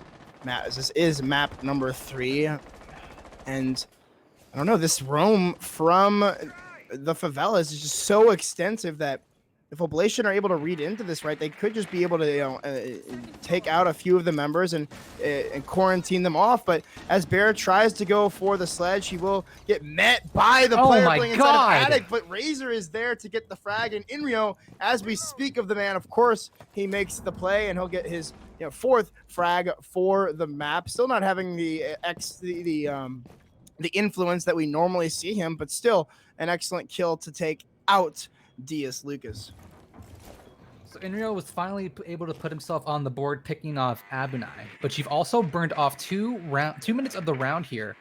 So this is going to be coming right down to the wire here for both of these teams in our final round of regulation. Oblation needs this round desperately to keep their 5th place hopes and dreams alive, as well as to push on over into overtime. She's got 45 seconds to do so. C4 has been expended from Carnage, and your only one is going to be here with Jolton, but Kino getting aggressive inside of security, realizing that's not the play here. He's just going to be awaiting the vault in from the big window. This is not working out. Kino will be pressured out of security, but I believe there's one from Oblation watching outstairs at the white window. Swinging on through, a Nomad charge is going to come around, swinging in from the hallway is going to be Giddy. Great job from the man here, but Inrio is there to answer onto Jolton, and Giddy with the 3K here, taking care of the Favelas. A flawless round for the first time that we've seen in this series. And we'll be heading into overtime with 1 more attacking round left to go here. Possibly, at minimum, 4 Oblation. At most 2, if we end up going to 8-7. And another thing to note, we did see Giddy, or not Giddy, well, we saw Giddy, of course, pick up the 3K, but we also saw Inrio pick up a 2K for himself as well. So, you know, as we talk about him, of course, the man comes alive and picks up 2 nice kills, but he's going to ultimately need to do a lot more than that if their team is going to want to take this. They haven't looked very strong on attack, and needless to say, there's going to be another one onto the laundry room. And laundry has been, flawless for the Favelas. They are 2 for 2 on their laundry defenses, and even a more interesting thing to tell you now. There's no Capitao. Yeah, no Capitao, and Oblation have been able to get the opening pick in 9 of the 12 rounds that we have played here on Oregon. So, yeah, they're getting opening picks, but when it comes time for execute, like I said, I think that just the timing is just not there for Oblation. And it's ultimately the reason why they're dropping, I mean, quite a few of these rounds. So hopefully they're able to figure it out in this round. They have brought a second hard destructor, and like you said, no more Capital for Giddy. It will be that Hibana. I mean, he and Razor are on a heater this match, and needless to say, we see Kino and Diaz Lucas fragging out for their team. All four of these players proving very useful for their teams, and it's been a big treat to watch from for both these teams to have us watch and observe them. And at minimum, we'll have 2 rounds be played out. At most, we'll have 3. And right now, I don't think that Diaz Lucas needs to be getting aggressive on the staircase, and he's going to make the smart decision. You know, just rotate down, play Freezer Hallway by your side, and just try to protect Kino as best as he possibly can before you have to end up biting the bullet there. So, first minute of play, it looks to be yet again another construction take to come out here from Oblation. They're going to try to take care of the tower stairs, try to push Kino outside of out of Harry Potter. They're also going to place a Claymore this time, which I don't think they've been able to do so, but Kino will be able to hear that and will be able to dispatch it pretty quickly as he rotates down. But this time around on their basement defense, they're placing 2 ADSs to protect Kino in Harry Potter, so they really want to keep control of that small pillar area. Yeah, you see already a minute off the board, and ooh, look at this Hibana. I think that's exactly what their plan is with the Hibana, is to try to take out this player inside of Harry Potter.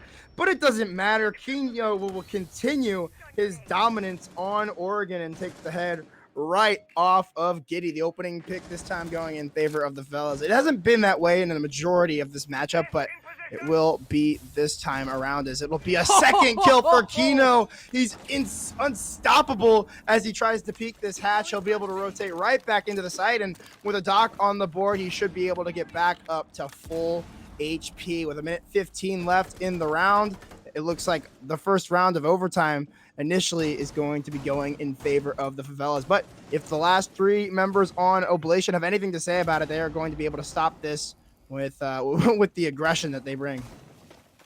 This is not looking good for Oblation at all. Kino really stepping it up here for his team. And it looks like Oblation are aware of someone sitting inside a freezer, but Jolton's there to take care of Vivid. Down goes the diffuser. This is not looking good here for Oblation at all. Razor trying to enter into the bomb site. He's not even aware of where Abunai is playing. And the flawless round to come through here. Back-to-back flawless rounds, each one for their respective teams. We are 1 round away from crowning the Favelas as your 5th place team.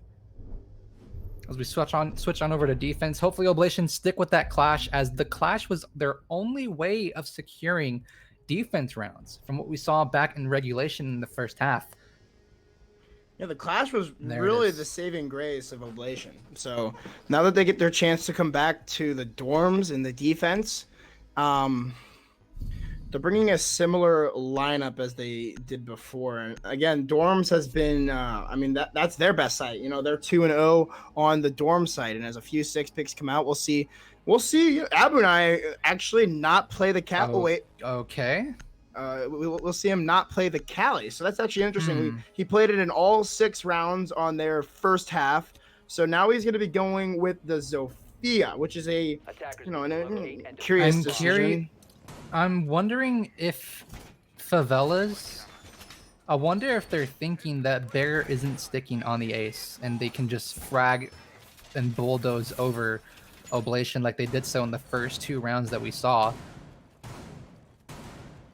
And right now, you know, this match is a puzzle, and so far Favelas are 1 round away from completing it faster than Oblation, and it's being led by Kino. 10 picks for Carnage, 10 picks for Diaz Lucas, 10 for Jolton, 4 for Abunai.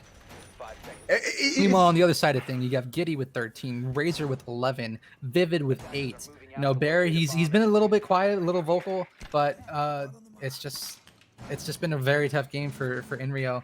And you know, Bear's been doing the best that he can. He managed to clutch a 1v3, and it's all or nothing here for Oblation.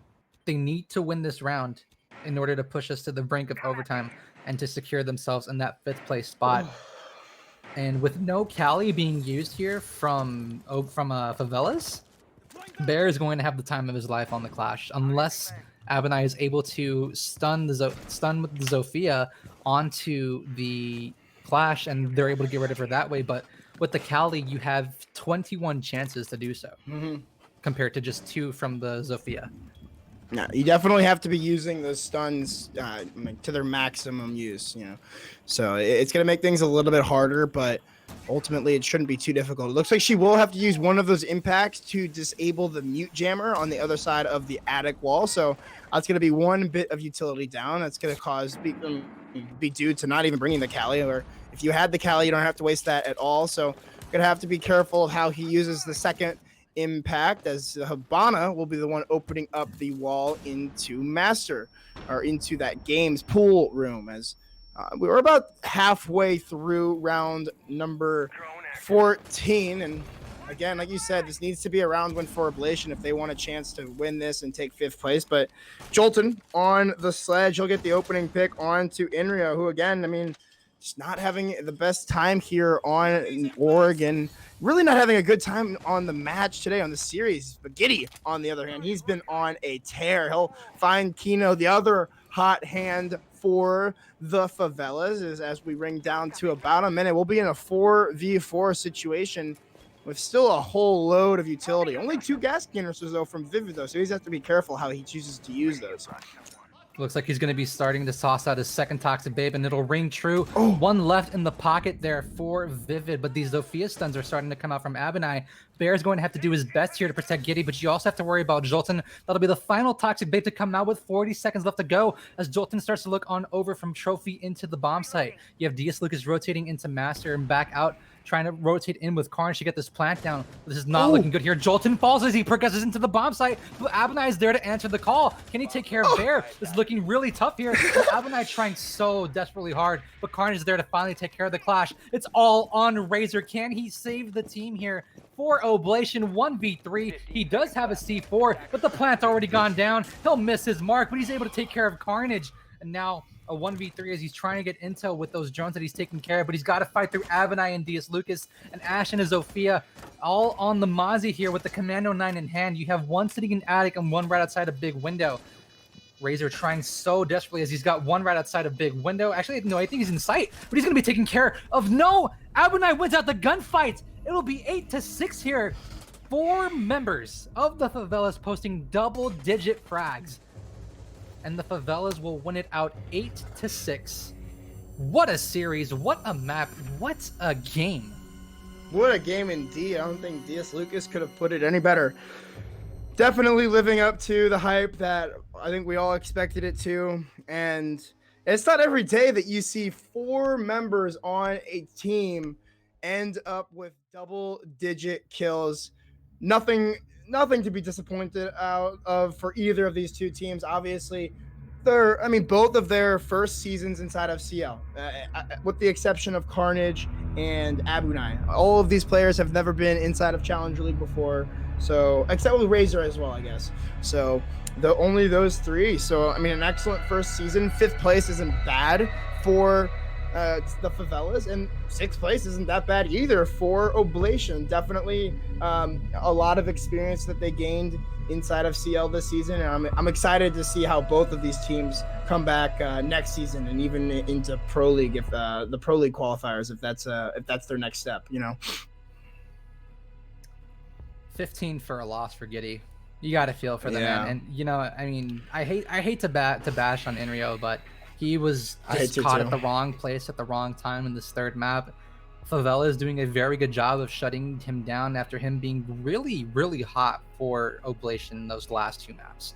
So Favela's, they were effectively able to shut down Inrio. Either that or Inrio just ended up losing his gunfights, or he just got caught at the wrong place at the wrong time, rotating somewhere where he shouldn't have been. And it ended up costing his team 5th place there. But either way, we'll be seeing both of these teams next stage in stage number 2. They're safe from relegations. Both Beast Coast and Spiker ended up playing also tonight, and it ended up being Spiker in 8th place and Beast Coast in 7th. So that'll be a good.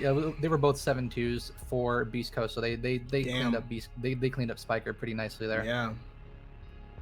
Well, that will do it for stage 1 of US Challenger League. I hope you all did enjoy, and as I do believe, I'm not sure. Do you know who won on the mainstream?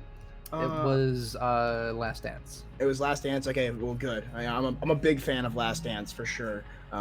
So yeah, it'll be them taking the stage 1, but don't worry, we still have stage 2, and there's qualifiers actually tomorrow for the U.S. Major. So make sure you guys are around for that, and that'll do it for us today. So thank you all for tuning in, and we will see you all next time.